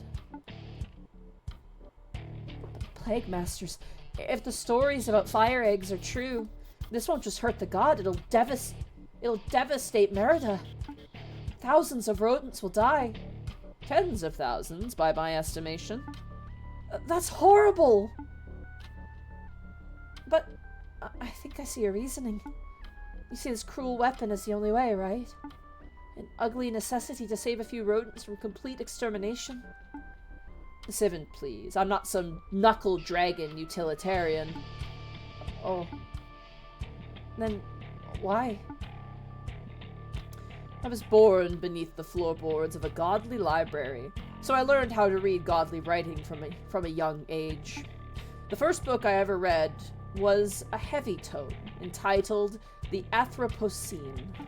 At first I thought I was reading a speculative text, a science fiction parable, a warning about what could become. But the more I read, the more I came to realize that it documented the horrors of what the gods did and what they continue to do. I despise the gods. Each and every one of them. They spread, they consume, they destroy. If they can commodify a part of nature, they will. If they cannot, they kill it. There is not a single place on our planet that the gods haven't colonized and corrupted. So now, carcinogens fill our lungs, poisons infest our foods, plastic courses through our blood. By their hands, soon the oceans themselves will boil. The Yellow God is not the worst god, no, not by a long shot. But as he epitomizes their callous disregard for life, their need to dominate nature without second thought. What is the death of 1 million mice to the Yellow God? An ordinary day of work, a job well done. So, you want to kill him. I can understand that. But what about the rodents who live in Merida? What about them? Merida is the rotten capital of a rotten country. We are ruled by a filthy rich idiot of a king, descended from a long line of filthy rich idiots. Upheld by a noble class who peddle tabloid lies to protect their palace of blood and bone. All defended by a guard of bullies and sociopaths. Who else is there? Oh yes. Tax-dodging merchants, pawball hooligans, plague deniers. Back-alley louts who'd murder a child for half a seed. Bigots who spit upon those they deem queer or degenerate. But worst of all, a common class who look at this green and pleasant country's descent, then shrug and say, it could be worse. I do not relish this city's destruction, but I cannot see anything worth defending. It's true, this country's got a lot of problems. I've had moments where I've just wanted to take my wand and burned everything to the ground. But I don't, because there are good rodents too. Rodents who stand up to injustice and fight to make things better, like Sir Verm. The dead vagabond? I thought he was hell-bent on killing the Yellow God. Yes, but he wouldn't have trampled on innocent people to do so. You cannot be that naive. From what you've told me, I can only conclude that your friend was a single-minded brute. Every action he made was in service to his egotistical Every action he made was in service to his egotistic revenge quest, or vengeance quest. He would have seen Rodentia in flames if he gave him a chance to upend nature and satiate his bloodlust. I don't think that's true. He wanted to kill the Yellow God. That is true. But he wouldn't he wouldn't have wanted. It doesn't matter. This ideological talk has gotten tiresome, so let us return to material facts. The yellow god is coming, and only a god weapon can kill a god. So it's just like you say, this cruel thing is an ugly necessity. Where are you going? Out. I quit. Find another successor. I won't force you to remain in my service if that is your decision, but think for a moment. Be a scientist. Think rationally. What do you know about rationally? Or rationality? You're so wrapped in your warped, pathetic view of the world that you can't even hypothesize a better future. That's not science. That's a cult of hopelessness. 7. 7! Pity. But no matter.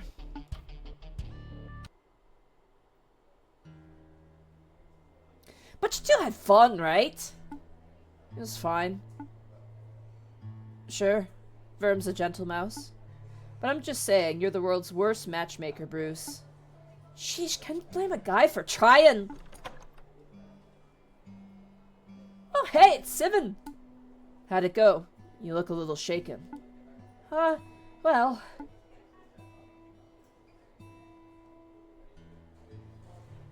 So that's the whole story. I think Aquila's plan on launching Excalibur no matter what. And when that happens, thousands of rodents will die. Excalibur. I've heard the whispers, but I didn't think that such a terrible weapon actually existed. And right above our noses, no less. Could it really kill a god? Does it matter? If it's like what Sivan says, it'll take out the city with it. Right, this complicates things. Now we have to worry about both the Yellow God and an absurd weapon of mass destruction. Shit. What a doomerous prick this Aquila is. Something doesn't add up.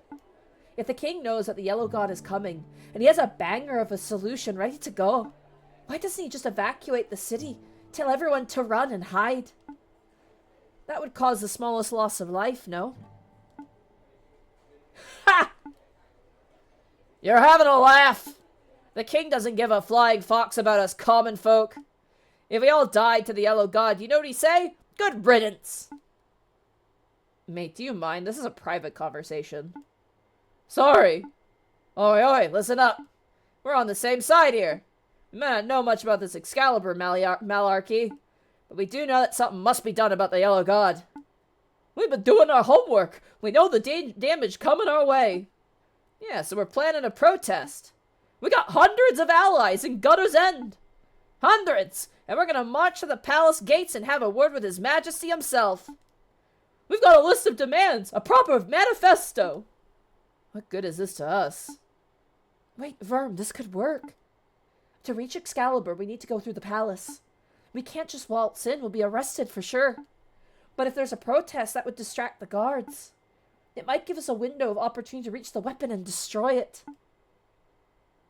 Aye, but how do we reach the Yellow God from there? You know, rumor is there's hidden tunnels all over the palace. I bet one of them takes you to where you need to be. Hidden tunnels. Ghosts and Muswolves. It's possible, Sir Verm. I've overheard whispers of passages the royals can use for emergency escapes. Perhaps one goes straight to the godly hall above our heads. Okay, so, assuming we gain access to the palace, and assuming we destroy Excalibur, and assuming we find a secret tunnel, then it's just a simple matter of killing a god of death. Easy peasy, right, Verm? Diversion, secret palaces, diversions and secret passages, kings and gods. This plan is even worse than the one for Sky Garden. Let's do it. Of course the mad lad's on board! There's still some time until the night of the 13 chimes. We should make sure we have all our affairs in orders before the big battle. An inventory check would be a sensible idea. Aye, and I should probably drop by Sky Garden, see how Anton's doing. Well, we can wait. Go and do what you need to do, then come back and speak to me whenever you're ready. Oh, shit. Oh shit. Oh my god, he is sloshed, dude. Damn it all! My life is a damn wreck. First, that blonde twink humiliated me and took my title. Then those scissor sisters gave me the lep, and then... Are you alright, sir? He's beyond alright. He's steaming. I'll go get a glass of water. Glass? Bring a whole barrel and drown him. I'm fine. I'm just give me a sec. Okay, I'm sober now. Hardly. Sober enough, you judgy prick! Hey, you're bounty hunters, right? Not really, no. Oh, whatever. Bounty hunters, heroes, soldiers, assassins, all somatics. I got a job. There's 1,000 seeds in it. Interested? You're drinking something that smells like vinegar. I don't think you have 1,000 seeds to give. Shows me you know about wealth. Fine alcohol, for that matter. They call me the Sterling Knight for a reason, you know. Fine, I get it. You're loaded. What's the target? You know Rosalie and Maisie over the Thimble Guard? 2 mice with scissors blades? We've met. Good, it makes things super easy. I'll spare you detail, but it was out on a reconnaissance mission. Then the other one spied something and got spooked. She went crazy and took a swing at me unprovoked. I fought back. Blood was drawn. The other one, the older one, the one that's older, one stepped in, took a swipe at me too. I was lucky to make it out alive. So you want me to track down these 2 deserter knights? And then what? Bring them to justice. You mean kill them? Attacking a superior officer is a capital offense. Sheesh, I didn't think our 4 words would be such prissy pansies. This guy's the worst. Even by tin head standards. He's trying to rope us into a murder scheme just to keep his own paws clean. Or sorry, wrong person. He's trying to rope us into a murder scheme by trying to keep his own paws clean.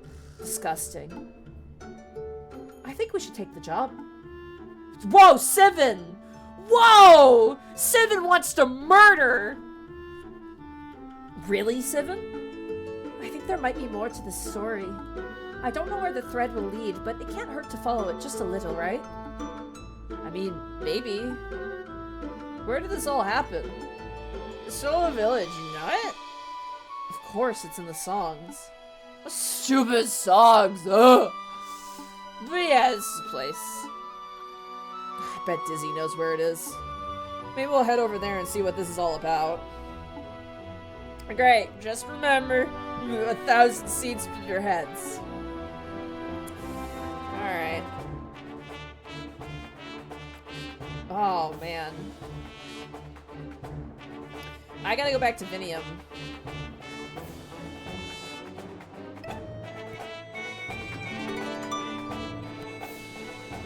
Alright, let's go to Vinium first, and then we'll look into this other area.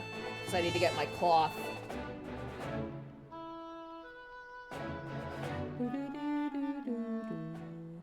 You need to complete side quests because apparently it will add to the end. I don't want to 100% the game, and I know I've already missed my windows for certain things.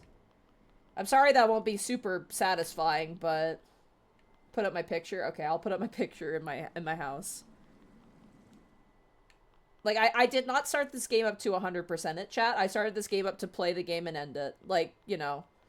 I get that you guys really want me to see everything, but that's not the point of this. The point of this is just to play the game, and, you know, honestly, like, that's a good opportunity to play the game and 100% yourself, because I really don't want to do that. I just want to play and beat the game and do some side quests just because they're fun. All aboard! Oh my god, look at us all. Thank you, and have fun, Monty. Have fun, I shall. I need to go to Vinium first. There we go.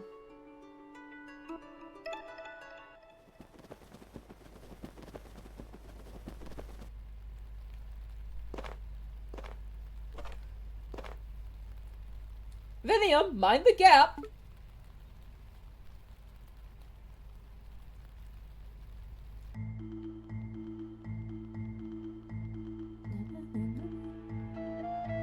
Alright, let's put up this picture that everyone's excited about.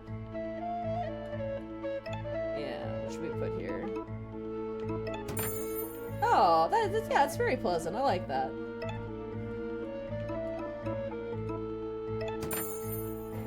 Nice.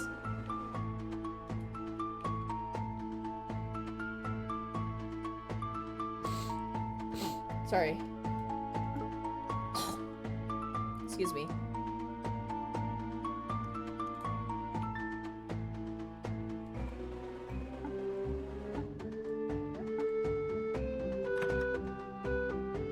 Oh, wrong house.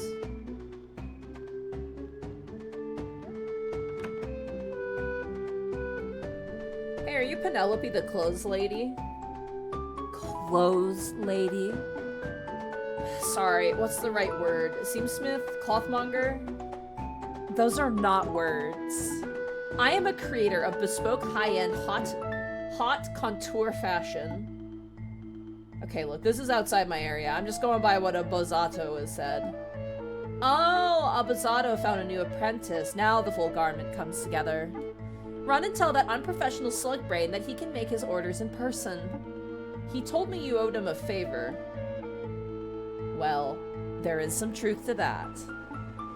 For all this brashness, the foolish merchant does reach out to those in need. What did he want? This fabric, it's exquisite. There's no denying that. What does he want doing with it? He said to turn it into clothes. What kind of clothes? What style? He didn't say. Well, that's no good. As his apprentice, you can be his mouthpiece. Give some direction. I don't think that's a good idea. Trust me, it's fine. I can make even the ugliest idea into a beautiful reality. Now, what feeling are we trying to convey with this garment? Strength, elegance, or coolness? Ooh. Oh, man. Strength, elegance, or coolness? I'm just trying to make sure Monty doesn't get something unsatisfactory from the ending. I mean, it's fine. It's an ending. There's an ending, you know. Go with my heart. Oh god. I kind of want coolness. Let's go coolness. Something like for Gwen, maybe. Coolness. Let's make it cool. That's a valuable trait. If an outfit makes you feel cool, you'll have the bravery to weather any situation. I think I know what you're after, but it'll take some time. Come back in, 30 minutes or so. What, like in real time, or... All time is real time, darling. Go take a walk. Do I actually have to wait for 30 minutes? Do I seriously have to wait for 30 minutes? It's real time? Oh my god.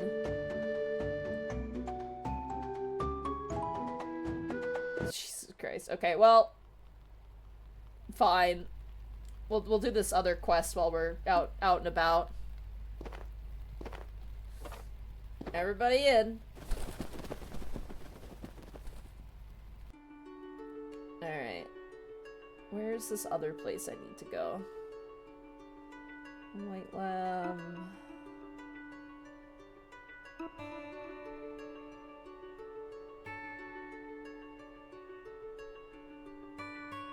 That looks new. Soul Hill. Okay, there we go.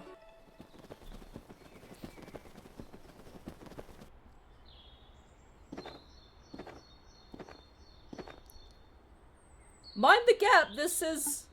Oh! You all feel that? I just got a mad chill in my feathers.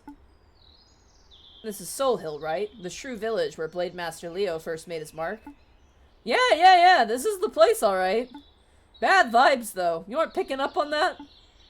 It's fine, we can handle whatever's inside. If you say so, Mouse Gang. Stay safe. Ooh, maybe I should save. Oh, never mind, we're good.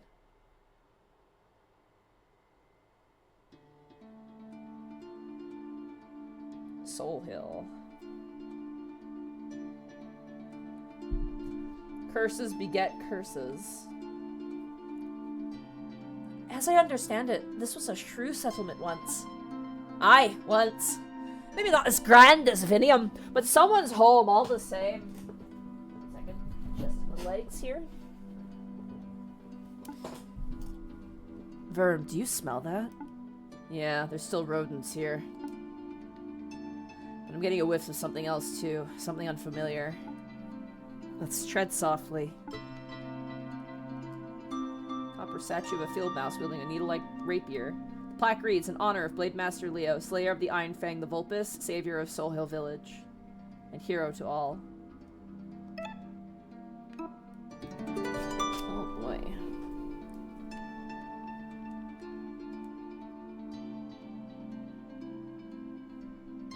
Oh shit, okay. I'm gonna go back. She went to the right one. Okay. It's a mud throne, empty and cracked. Ooh, Vulpa's coat. Okay. Also, everybody did level up. I should probably...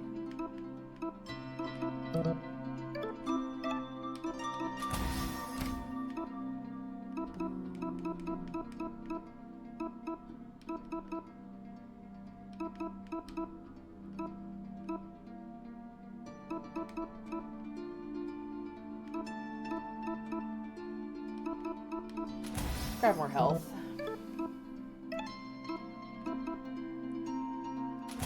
Get some dodging there. Yeah.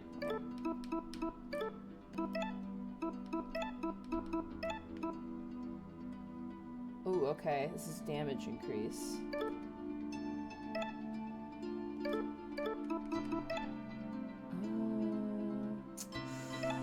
Ooh, that does more damage.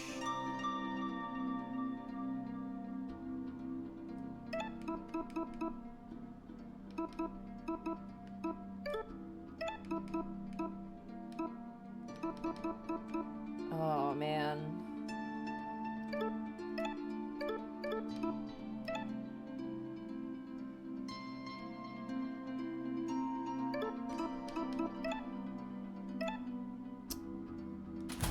Yeah, we'll go with that.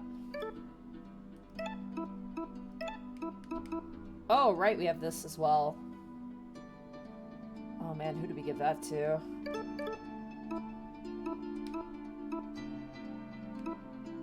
Let's give it to our healer.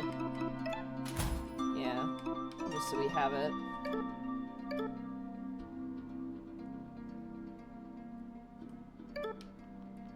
Cool.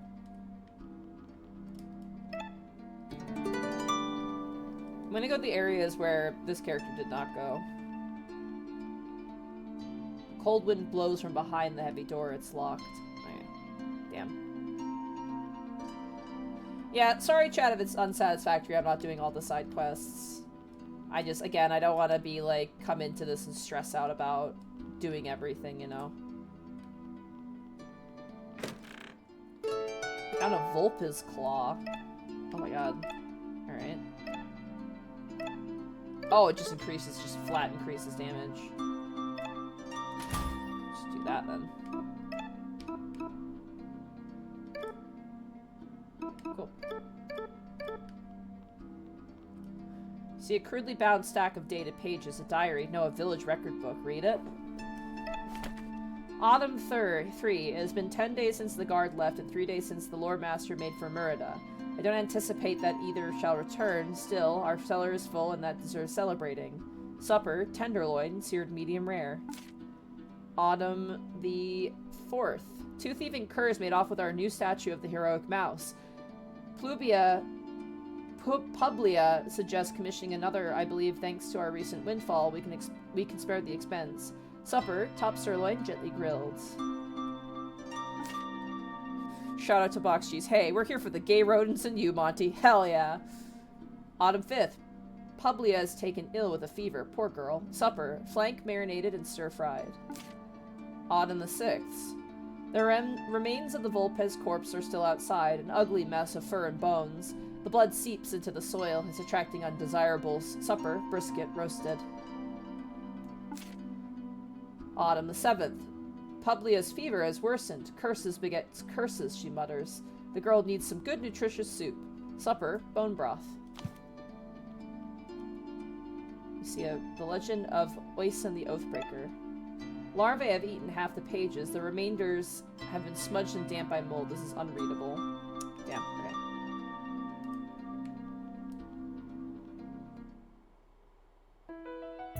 That's all. Did Alex send you? He did. Of course, that scumbag is too cowardly to finish matters with his own paws. Take your leave or I'll cut you all down. We're not here to fight. I just want to get some facts straight. It's the racket. Hey, it's you! Don't you recognize them, Rosie? They're the bastards who caused all this. Caused what? Caused everything! You humiliated us in the Gloaming Wood, and then we got demoted and put on Alex's stupid squad. You're the reason why... Is she alright? Easy, go lie down, rest. Was I unclear? Leave us alone, get out of here. Maybe we should just leave? I agree. We shouldn't have gotten involved with dirty tinhead problems in the first place. Hey, what'd you call us, you tatted up loser? Tinhead. Say it again, I'll gut you. Tinhead. Gwen, stop it. Everyone shut up. Look, how about this? We settle things with a duel. 2 on 2. That's fair, right? If we lose, we'll tell Alex that you're dead, and you'll be off the hook. If we win, you tell us everything that went down here. But either way, you have a chance at kicking our arses. I like the sound of that. Maisie, you shouldn't be fighting in your current state. In any case, this is a foolish thing to duel over. No, let's do this. Don't you want to punch their smug faces in too? Well, see? Fine, a formal duel it is. Who is your dueling partner? Alright, I better pick someone. Let's see. Alright, I kind of want to go with my girl Gwen. I feel like Gwen is the go-to here. But that's no healing. So that's a little scary. But I think Gwen is our go-to. What do you think, chat? Sivit is also not bad either. Go with Gwen. Oh yeah, she's got healing now, you're right. Yeah, I'll bring Gwen. Let's go, Gwen. I'm keen. Let's rock. All set? Good. Standard dueling rules, first pair to fall loses. Draw your weapons, bastards. I hope their music combines.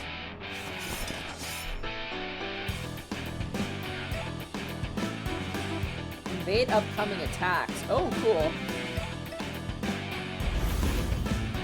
Nice sword, but fancy steel won't save you.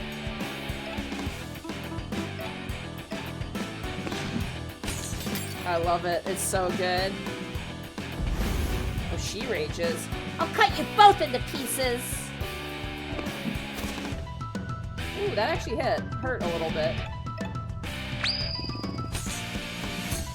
Oh my god. Damn! Oh my god. That's so awesome.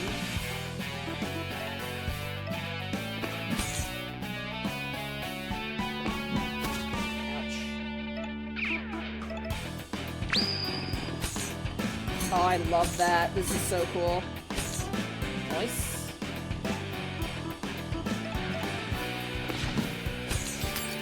Break. Ouch. Alright, Gwen is no longer raging.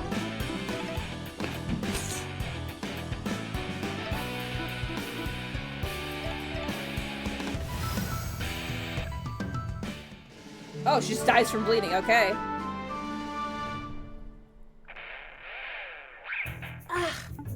I wasn't injured.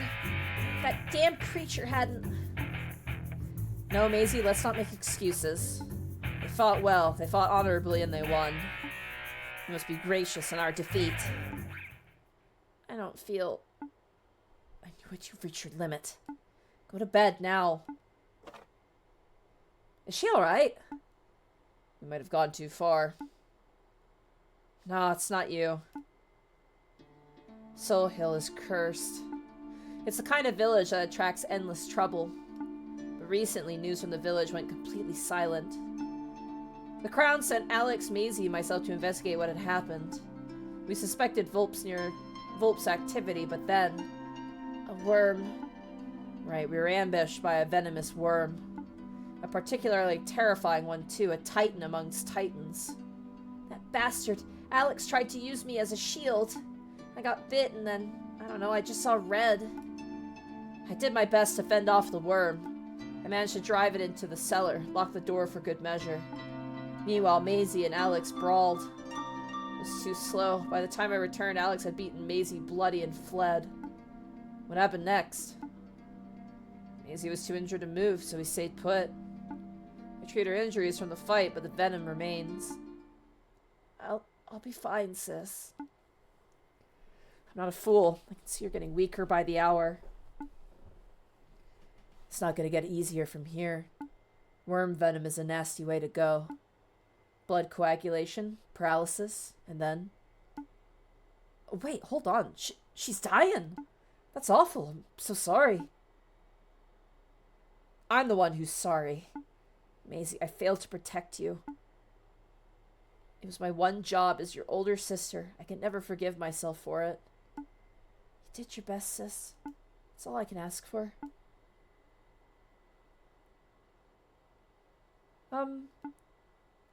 There's an antidote. I read the recipe once. I could... The fly's back. What the fuck? God damn it, you bastard fly! It flies in front of my face and then disappears. Nightmare. God damn it. I love you. Shafts in the air. Thank you so much for the Twitch Prime sub for 6 months. Boop. Boop. I could probably make it. What? Are you kidding me, Simon? You have to be more vocal. What do you need? Let me think. Thank you. Monkshoot petals, dandelion leaves, and venom from the worm. Oh, 13 absols, 100 bits. My bet is still winning. God damn it, 13 absols. I'm gonna kill that fly. You're gonna bully me if I don't. There's monkshoot and dandelion all around. I can gather those in no time at all. But venom, acquiring that will be a little bit harder. You said the worm's in the cellar, right? Leave that to us. We'll have it in no time. You intend to fight it? We fought worse. I appreciate your help, truly, but listen. This is no common grassland adder. It's something else, something horrific and primal. Maybe it was a titan born of spilled blood and guilt, a curse created by a broken promise. Or maybe it's some escaped god's pet. Stop being dramatic and hand over the cellar key. Good luck. I hate all this trouble I've caused. I'm so stupid. I'll go fetch the monkshoot and dandelion leaves. Good luck with your task.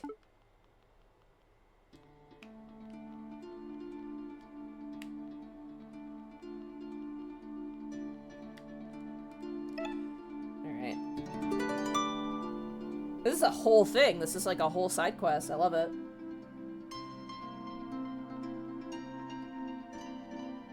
Cold wind blows from beneath the heavy door. It's locked. Unlock the door. Oh boy, here we go.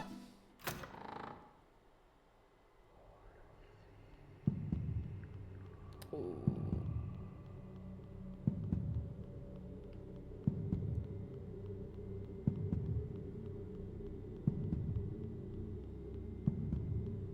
Oh. Have you heard the song of the Needle Light? When Soul Hill cried out, the night emerged, shining bright and bold.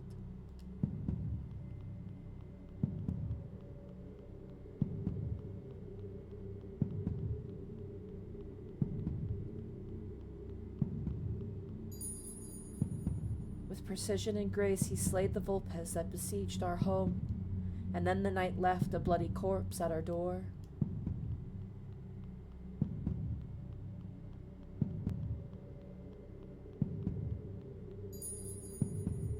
Curse begets curses, blood stains the soil.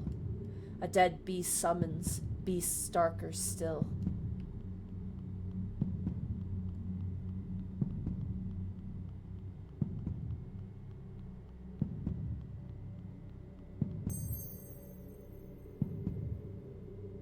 Where now is that needle knight who shone bright and bold?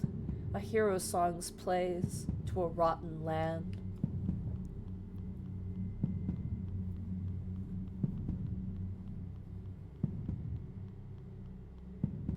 cold wind blows from within.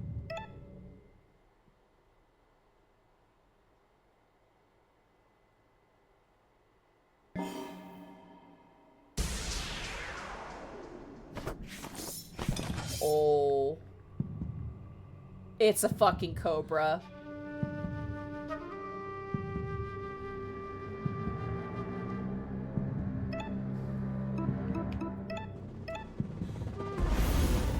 I don't fear the dark.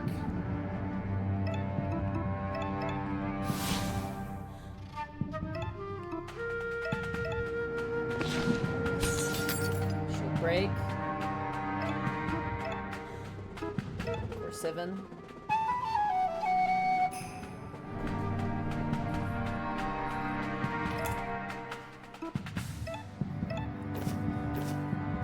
Take 30 damage. The Curse of Soul Hill is bleeding. Primal Terror. You feel your energy drain away. Oh, fucker. Okay, slicing is super effective. Defend. Defend. Defend. Still bleeding. Dire Toxin. Okay.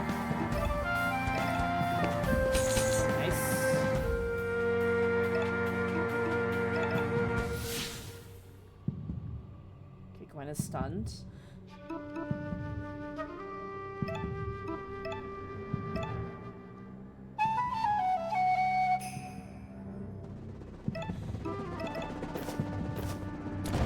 Nice, 30 damage. Bleeding is stopped. Oh, ow. Okay, Gwen's rage is subsided. Defends.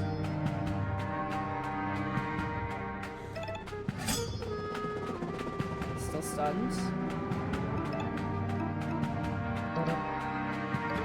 I'm also gonna defend, I guess. Watch this thing take my... Ooh, that's bad. Okay.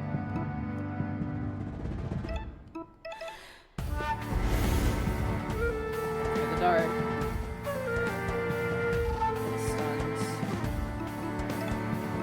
I'm going to... I want Swibben. Plus we're about to get our girl back anyway, so... Yeah, it's a good thing I did that. Alright. Nice.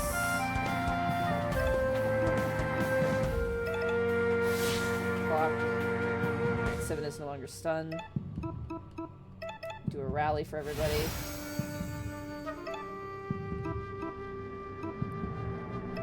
I'm gonna Encore 7. Or, yeah, Encore 7.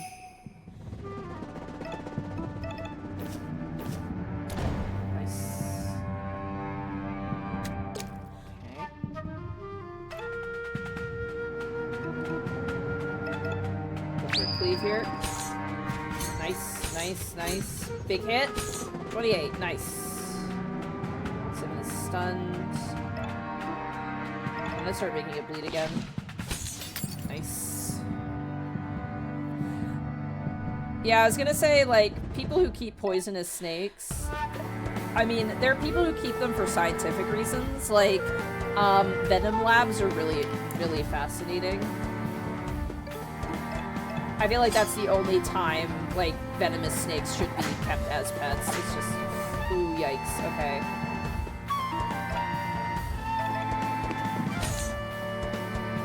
Alright, 7 is still stunned.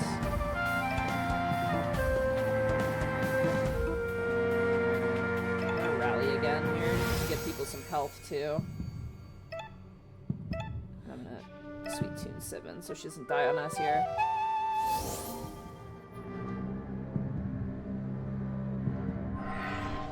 God damn it.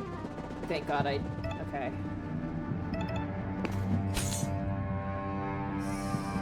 Just defend.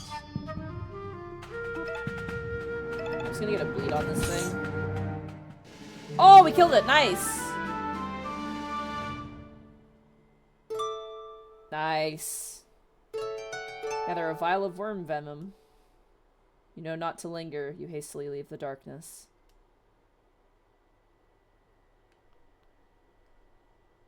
There's something for you here. Okay.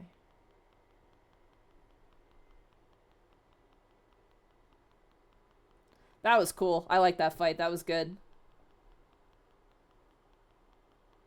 Yeah, yeah. Also, yeah, zoos and things like that. Snakes are very good at escaping things, but like non-venomous snakes is like kind of whatever. But yeah, people who keep like venomous species, it's just like, it just feels like, I don't know. It feels really reckless and unnecessary. I say a person who wanted a pet scorpion, but the scorpions aren't gonna kill me. Like, pet scorpions don't kill you. At least they shouldn't. Nice.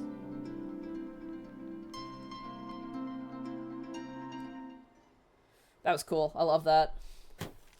Didn't take long for Sibin to prepare the antidote. With an acorn shell mortar and a twig pestle, they ground the ingredients into a thick green paste. Thanks. I feel bad. I still feel bad.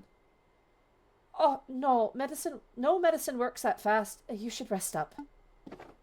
We don't have any way to repay you. Consider it charity. No, that won't do. I know, Verm, wasn't it? Let me show you something. Your swordplay is excellent, but it lacks finesse. Let me teach you a technique that'll really showcase your full potential. Blade Storm. Very cool.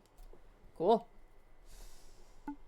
There's one last thing. Something that's been bugging me since your arrival.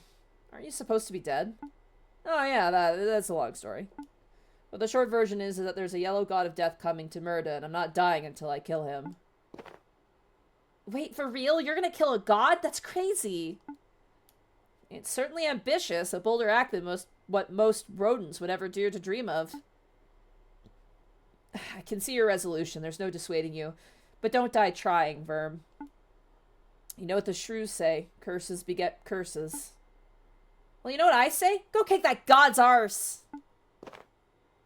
I will. Sick. Let's head back to Sky Garden. I like these side quests. These are really fun. I actually might do more of these. All aboard! Let's head back to Sky Garden. And, because there was stuff that we need to do it. I think our thing has been... Do the level up too? Oh yeah, I'll level up once we get to Sky Garden.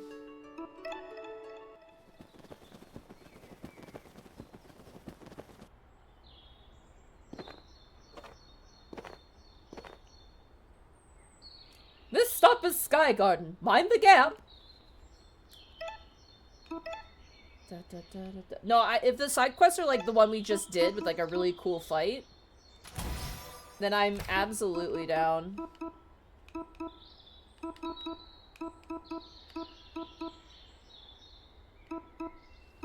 Ooh, that's pretty good actually. Hold on. I love that. I don't want to lose that. I want to do that. I want to get that. Ooh.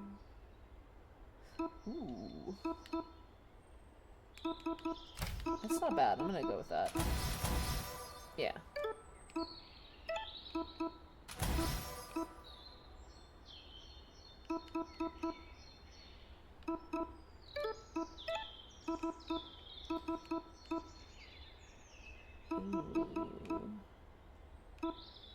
Ooh, let's go with that. Alright. Sick. Alright.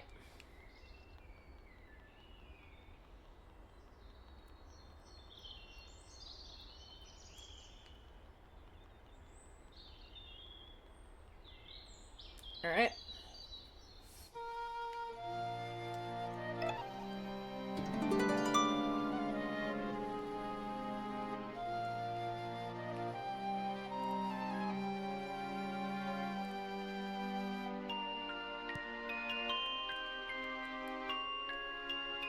Oh, here we are. Ah, you're alive. My Appo is new. On that note, I need to have a word with Bruce. Go for it. What's up, babe? It's your flute playing. It's getting a bit, what's the word? How to say? Bad. What? My playing is as tuneful as ever. I sound like a nightingale in the morning light. No, more like sparrow choking on cigarette butt. Oh, that's for... Nah, more like a sparrow choking on a cigarette butt. That's a bit harsh, but it's true that your notes can be a bit shrill. Come to think of it, in my time here, I've literally never heard you practice. It's like you enjoy having the image of a musician, but you don't want to put the work in to be one. I feel a wee bit attacked here. It's okay, Appa. You just need to do a little practicing and get your groove back. Why not go speak to Tim, the trumpeter? He's friendly. He'll be happy to give you lessons. Ugh, fine. I hate to admit it, but you're alright. I'll go find Tim.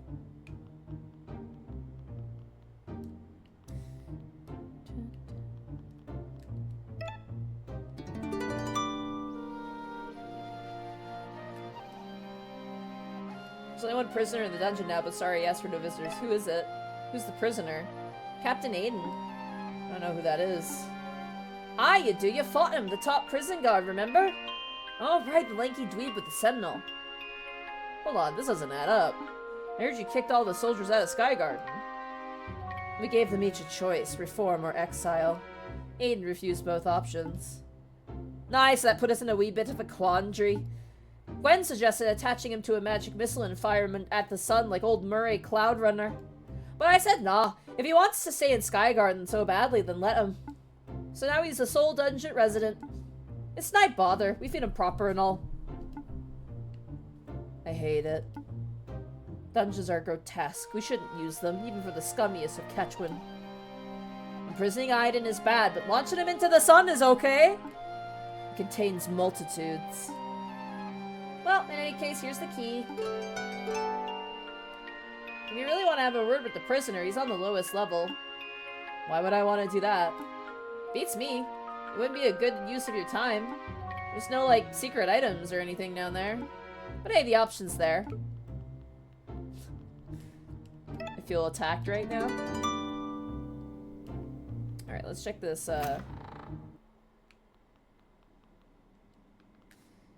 You say that, I was gonna say. You guys haven't taken down the evil banners? Hopefully I haven't missed any treasure here.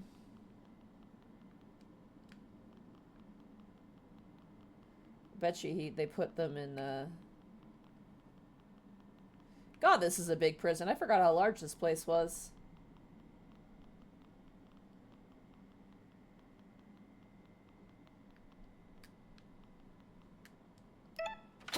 Let's go. I'm gonna presume he's... Oh yeah, there he is.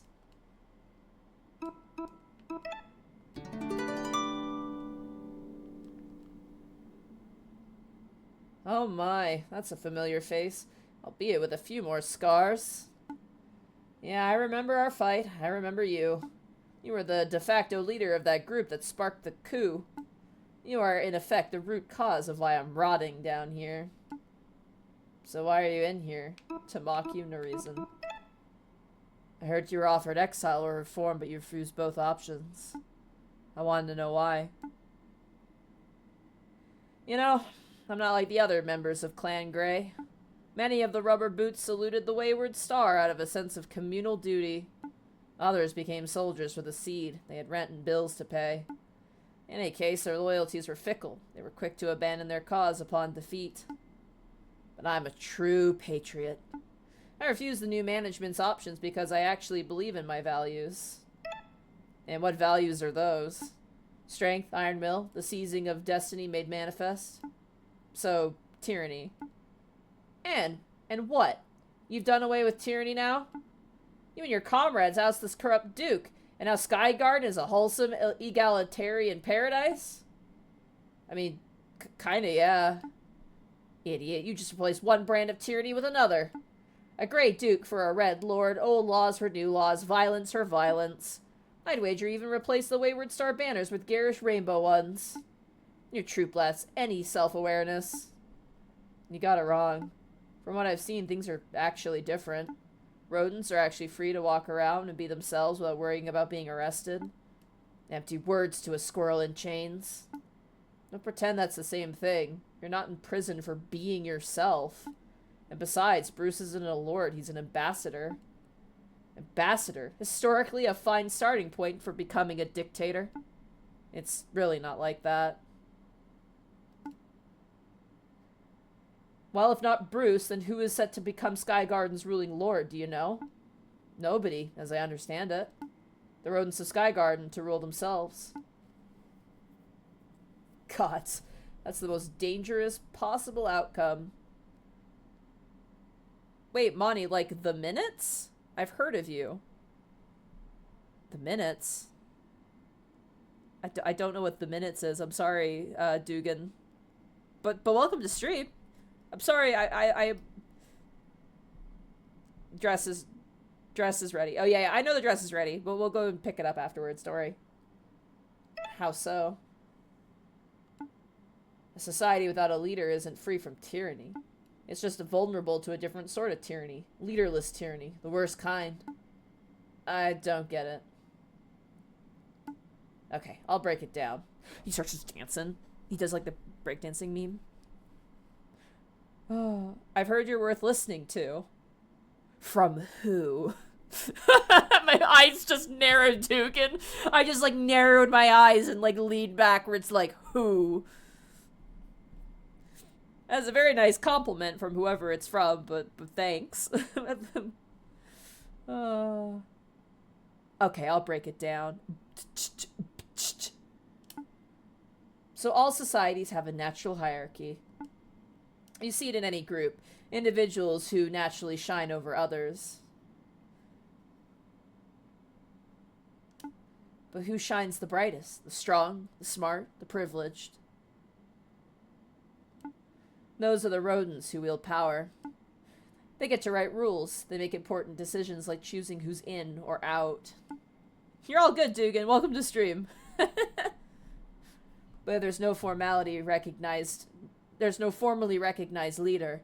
The lack of leadership becomes a mask. The ones who shine brightest still get to write the rules, but the writing goes unseen. How do you hold them to account? You can't behead a mad king, but you can't behead a mad, shapeless mob.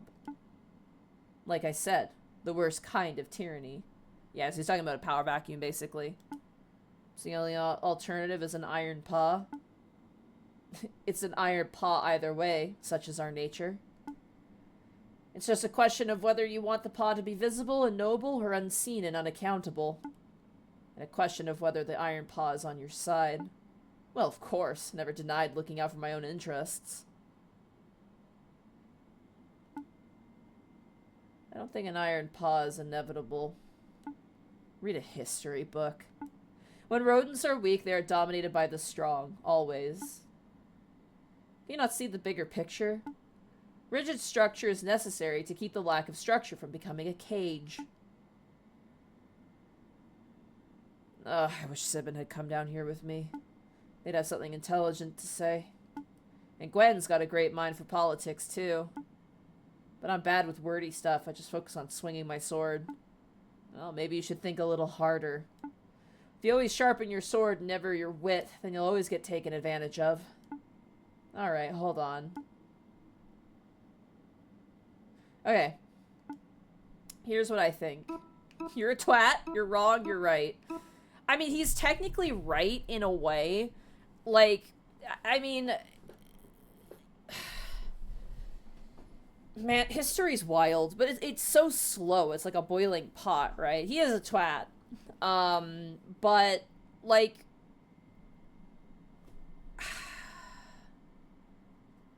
From a certain point of view, I kind of get it, but it's not, like, guaranteed, you know? And time is long. Like, you know, countries that have been around for a very long time have evolved a lot.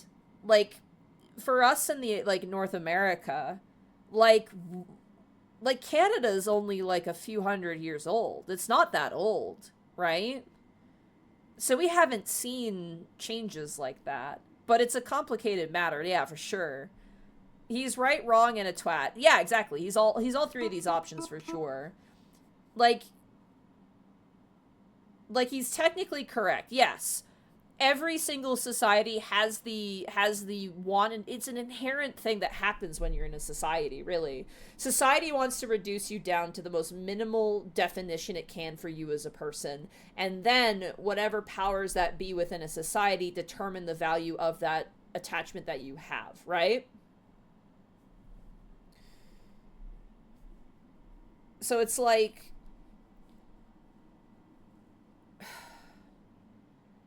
it's like a side effect, but at the same time, it's like, it's not always going to end up being tyrants over tyrants, right? Like, it's a natural cycle.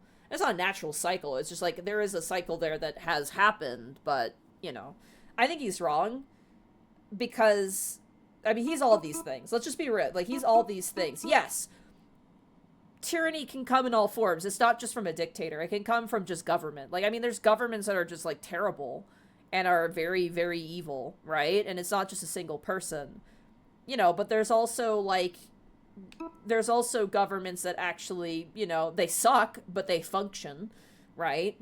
You know, as much as we complain about, like, you know, a lot of politics. I hate talking about this, by the way. Like, the fact that, like, we complain a lot about, like, politics and stuff, you know, but at the end of the day, like, democracy is good in a way. Like, it's, you know, the opposite is real fucking bad.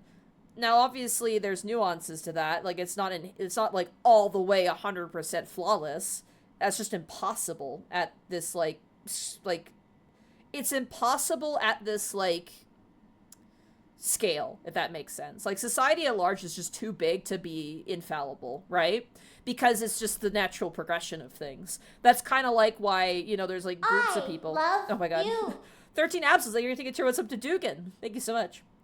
But, like, it's sort of like the thing you see with, like, anything, right? Like, say, you know, I think a perfect example of this is, like, if you think about furries, right? Like, people have this stigma about furries because there are 100% people who fit that stigma. Like, 100% there are people who have done terrible things in that community, and to be completely frank, have done, like, abhorrent and immoral things, right? And the unfortunate side effect to that is that people believe the whole is that way, when the truth is that it's a very, like, just focused on minority. Like, most people are just doing their own thing when it comes to that, if that makes sense. Hopefully, I'm using this as an example. And because of that, it's like, yeah, it's like the few bad apples policy. But, like, society is like that, too, inherently. Like, there's no way society will ever have every single person in it, like, perfect. There's no way. It's impossible. Like, the D&D community. Like, there are people who are bad actors. There are people who aren't kind or nice or selfish and you know, complain every time, like, 5th edition breathes or something like that, right? Like, I'm a furry, I'm not a psycho who dresses up in a fursuit. It's just not my thing. I'm talking about people who do, like, criminal acts, Dark Revan. I think people who dress up in a fursuit is not, like, it's whatever. I think it's fun, honestly. I think for some people, I get it. I understand why they need to do it. Because, like, for me, it's like, you guys know me. Sorry, I'm going off about this. But, like, for me, I don't like to show myself physically. I don't like that. It's a part of me that I just am not super comfortable with. And I'm also terrified of cameras. But, like, if I'm in a costume and, like, my face is covered, I feel different. I feel more confident. I feel just, like, I can be more silly. And, like, there's not, like, a sort of, like, my face isn't attached to being, like, silly. You know, and, like, yes, there are people in like, I mean, I'm using the furries as an example, right? It's like, you know, yes, there are furries who do stuff, like, you know, there are people who, I hate to say it, but there are people who do, you know, stuff in those costumes that are adult. But guess what? That's legal. There's nothing about that that's, like, you know, as long as both the adults are consenting, there's weirder shit to be into. Let's be real. I've learned some shit, and my god, it makes stuff look tame. Like, fuck, man. Like, shit. But it's like, you know, and those people are fine, they exist. But because every human being, like, can look at a group of people who are as fucking diverse, more so than a single person could even fucking comprehend, it's very hard to quantify an infallible group of people, right? Especially the more people you have. If you have two people and they fit the expectation of a single person or a body of government, right? That's like that can happen, but the more bodies or the more people you put into it, the less likely a single person is going to be okay with everything, right? This is why utopia can't exist. Like, because people are just so different, right? Like, people, one, you have the problem that a group of people is just, like, it's ever shifting. It's never consistent. It has flaws. It has benefits. It has flaws. It has groups of people who are, are this, groups of people who are that, groups of people who are like this, even though they all come together under one mantle, in this case being just a city, right? The whole mantle for this is going to be Sky Garden. Ultimately, it's a big basket. I'm using this as an example, right? By the way, sorry if this is making anyone uncomfortable, I apologize. But like, it takes one person to look at a group of 100 people and they will not be satisfied. And that's just inherently part of society. You know what I mean? Like someone who stands in a position of power, a single person who looks at a group of people is going to even have an even narrower opinion of that group of people because it's going to be just theirs. Whereas if you have a body of government that's like multiple people, there's multiple perspectives. Yes, that also means more people to take issue with, but it also means more people to understand. So it's like a double-edged sword. Hopefully I'm making sense. I'm not like I took sociology once, but like that's the way I feel about things, right? Like whenever I see people like pointing at something and being like, "Oh, this people who are into this suck," I'm like, no, there are people in there. It's kind of like people would make fun of people who play Fortnite, right? Like it was kind of the thing. Like people would make fun of people playing Fortnite, or like people who play Fortnite suck or something like that. And I'm like, I'm sure there are. I'm sure there's like people in there who kick puppies and stuff, and they're terrible people. But there's also people who are probably just dudes who are just vibing, and like that's just that's the sort of thing that exists, right? Now obviously like there's times to be like, well, hey, now that I'm not comfortable with that, or well, hey, now that feels kind of not good, and I think that's totally valid. Like there's a sort of thing where it's like, again, we can go back to the furries thing, like there's stuff where I'm like, no, absolutely not, right? Like for me it's like when real animals get involved and you are doing illegal activities with real animals, that's where it's not okay, right? Like that's where I feel like that's not okay. And like everything else, I'm like, yeah, the sex stuff is weird, it's not my thing, but it's it's its thing. But like there are also people there who are genuinely kind people who have been scorned and hurt and are just trying to find a place of belonging. And honestly, out of a place of belonging, I think it's one of the better ones, because most people have no tolerance for bullshit, and a lot of people have an open arms for people who have been scorned, which is why I kind of have come to appreciate the furry fandom. I just want to point that out. And obviously I'm kind of a participant, kind of. I'm not actively part of like the furry community. I just did air quotes with my fingers. But at the same time, I understand it better now, right? Like, yeah, you should be tolerant, but at the same time, you don't want people to get hurt, or, innocent things to get hurt, more or less, right? So like that's the way I kind of feel about things, at least. That's kind of my personal. You're not a deep diver, but you're an avid paddler? Yeah, I guess so. Yeah, furries have been some of the nicest people I've met, honestly. I mean, obviously, like, my closest friends are, and I have that bias to me, but, like, and that's the thing, I'm seeing the good, right? And some people, a single person might just see the bad, and that's the flaw of society. That is the flaw of a single person looking into a sea of people. It's never gonna be perfect, right? It's never gonna happen. But the thing is, things can be okay temporarily, and there are things, it's there's no good or bad, it's just what it is, right? Like, yeah. I think my favorite phrases I've ever heard And, like, something I kind of, like, live, I kind of, like, say a lot is, you know, do right by others and be unapologetically yourself. Right? So, in that sense, you're wrong. I think he's wrong because, one, yeah, maybe there'll be a dictator, but it's not an instant thing. It's not always present, and there's always a chance for change. There always is, and we can't just give up on that. You're completely wrong. You've been spouting mindless filth for the last 5 minutes. Charming. Angry mobs are bad, so I have to support tyrants. That's absolute worms for brain logic. That's not quite. It's what you meant. I'm not stupid. You've misunderstood the whole problem. It was never about the structure versus no structure. The problem is the inequality. The institutions. I mean, it's both. God, which one it is? Which one? I mean, it's both. I think it's the institutions. The problem is the institutions that bring tyrants to power and continue to uphold them. No institution is above accountability. If they cannot serve society ethically, they should be reformed or dismantled. Authority without consent is tyranny. Wow. Honestly, I thought you a brute. I didn't know you had that kind of vocabulary. Yeah, I don't know where that came from. Maybe I channeled Siviner for a moment. Your worldview is overly simplistic, though. Who dismantles the institutions? Who replaces them? You still need the hierarchy. That's an intrinsic part of all societies. Well, what about the mushroom societies? Okay, I thought we were getting somewhere, but now you've lost me. What exactly is a mushroom society? Ah, sorry, I've been farming mushrooms for the past few months, so it's hard not to get them out of my head.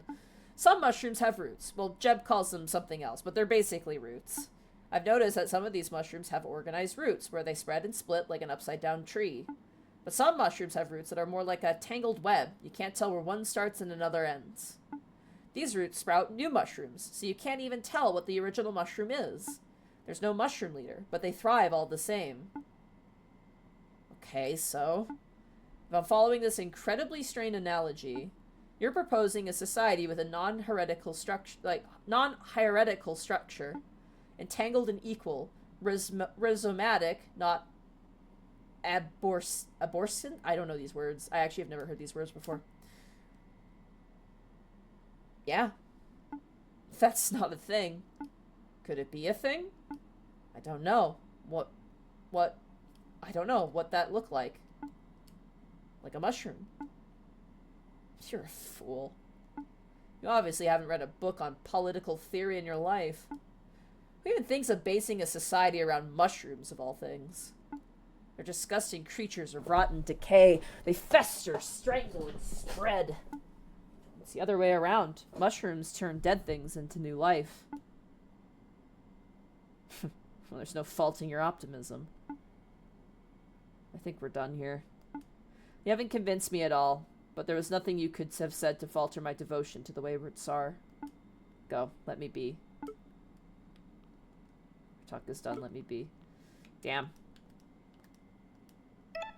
Second, third spot. Well, I don't know if I fucked that up or not, but it was an interesting conversation. Sorry I kind of went off there for a bit.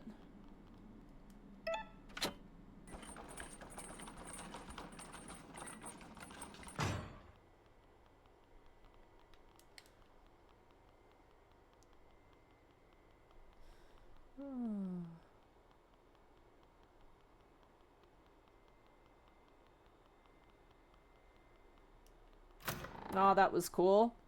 I just hope I didn't talk your ear off, chat. I'm sorry.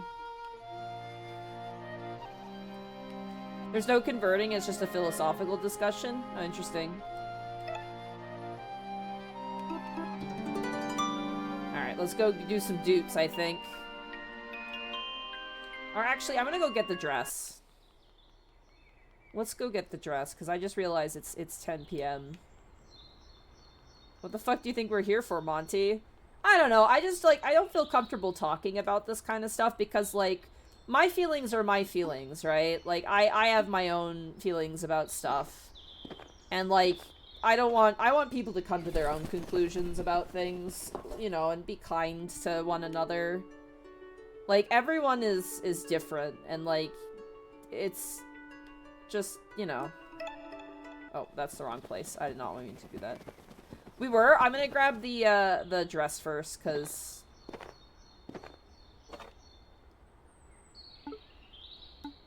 My bad, I went to the wrong place.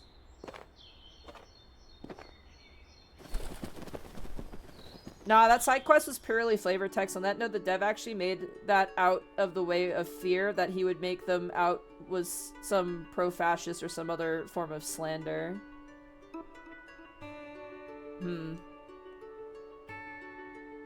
Oh, right, it's the elephant one. Yeah, no, I don't want to be pressuring, and I also don't want to make anyone feel alienated, I guess. I think that's, like, the biggest thing for me, is, like, the reason why I don't like talking about political stuff, especially, is one, it fills me with a great deal of anxiety myself. Like, I don't like to know anything about politics, because it legitimately is the greatest source of my anxiety all the time. So for my mental health, I've had to, like, just stop, if that makes sense. Like, people would probably be like, oh, you're being ignorant. I'm like, it's literally not. I actually get, like, heart palpitations and stuff whenever it comes to, like, talking about, like, this sort of stuff. Like, I don't know, it just, yeah, sorry. You are right on time. Take a look. Ooh. It's not a simple overcloak one would wear to run errands at the market. This is a statement piece, an unapologetic artistic display. This is what one would wear to dazzle with the power of a titan and the majesty of the queen. Nice. Rad. Yes, it is rad. Send Abbozio my regards. Alright. So what we're gonna do is we're gonna give Abbozio the cloak, and we're gonna end the session there.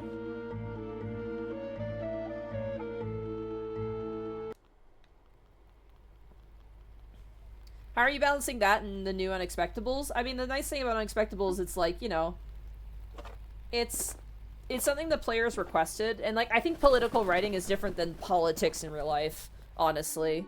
Because, like, politics in writing is just, like, you know, conflict and the complications therein. At least that's the way I've interpreted it. Whereas, like, politics in real life are, you know, tangible, they're real, they have a effect on us and the world around us. So it's like, that's like a whole other thing. It's kind of like death, if that makes sense, or, like, you know, murder, which sounds fucked up, but, like, you know, in Unexpectables, like, you know, killing someone with a sword in real life, it's terrifying. I'm treating politics as the same thing. Like, yes, they're terrifying in real life, but this is, like, you know, not real in a way, right? Like, it's a written fictional thing. So that's how I feel. It's hard to explain. Hopefully I'm making sense. Yeah, it's a lot easier to explore politics in writing without implicitly approving of it. I mean, for me, it's like, politics in the terms of writing, I'm like, that's just, like, kind of conflict and, like, an overarching sort of thing to write.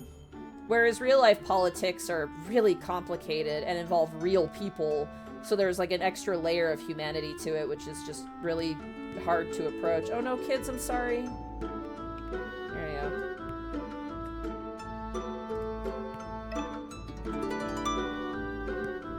Alright, let's go and, I will be right back, gang. I'm gonna go drop off my... Alright. My dearest apprentice, pardon my absence. The guards are on my tail, and I had to make a hasty escape across the open seas. As an apprentice, you surpassed all my expectations. Please keep the garment. Consider it my thanks for a job magnificently done. Fare thee well. Abbozio the merchant extraordinaire. Huh. Thank you. Fly is still alive, by the way. I haven't seen it. It hasn't appeared. Ooh. Oh, dazzling, opulent, luxurious. Oh my god. I feel like I gotta give that to my boy. But I also feel I kind of want to give that to my girl. I'm gonna give it to Gwen. Because it fits her really well, too.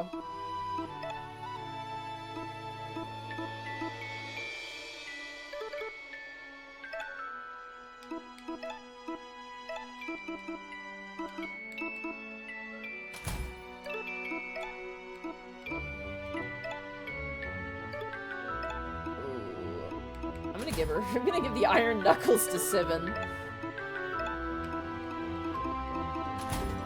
Yeah, that's better. Alright, sick. Bet it'll strike after stream. Probably. Can't believe flight 1. It's so stupid. God. That's what I get for opening my door. I went out a lot today. Like, I was checking on something at the front of the house, so I had to open the door and leave. Aw, man. Alright, well, we're gonna end the stream here.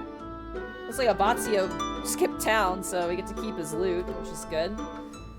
Sorry, there's a lot of discussion today, but I'm really excited. Next session we'll do some more side quests. We're gonna go doot up in Sky Garden, and then I think someone said to like go visit some of the like original locations, like Sivin's hometown and like a few other places, which I think I'll definitely do. Like I said, I'm not gonna 100% the game, but yeah, doing these side quests like that was really neat. Like the guy in prison, that was an interesting discussion. It just made me very anxious, honestly.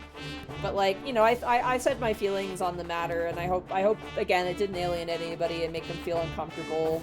But like, you know, I'm not a politician. I'm also like, I took sociology and I have like a base knowledge in it, and like I took like anthropology and stuff.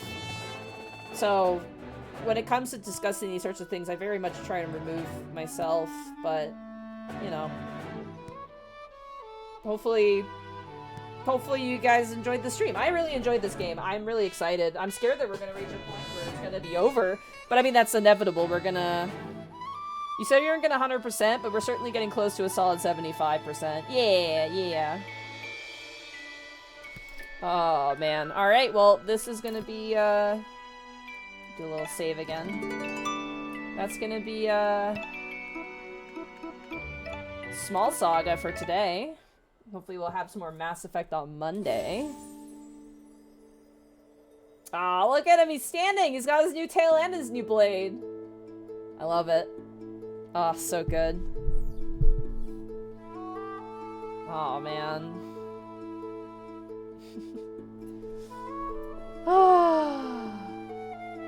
Alright. Who are we gonna raid? Who's on right now? Ooh, Connor's doing Among Us.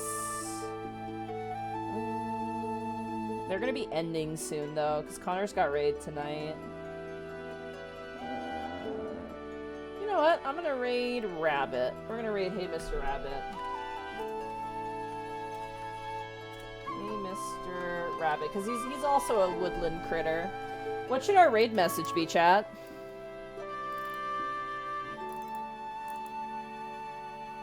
Oh man, what do we want our raid message to be? I don't know. Metal Tail. Let's do Fly 1. God, fuck you. Okay, fine. Fly 1, chat! The raid message will be the Fly 1. Enjoy your pathetic victory. Your empty victory of nothing. There will be no flies next stream, I swear. Have a good night. Goodbye.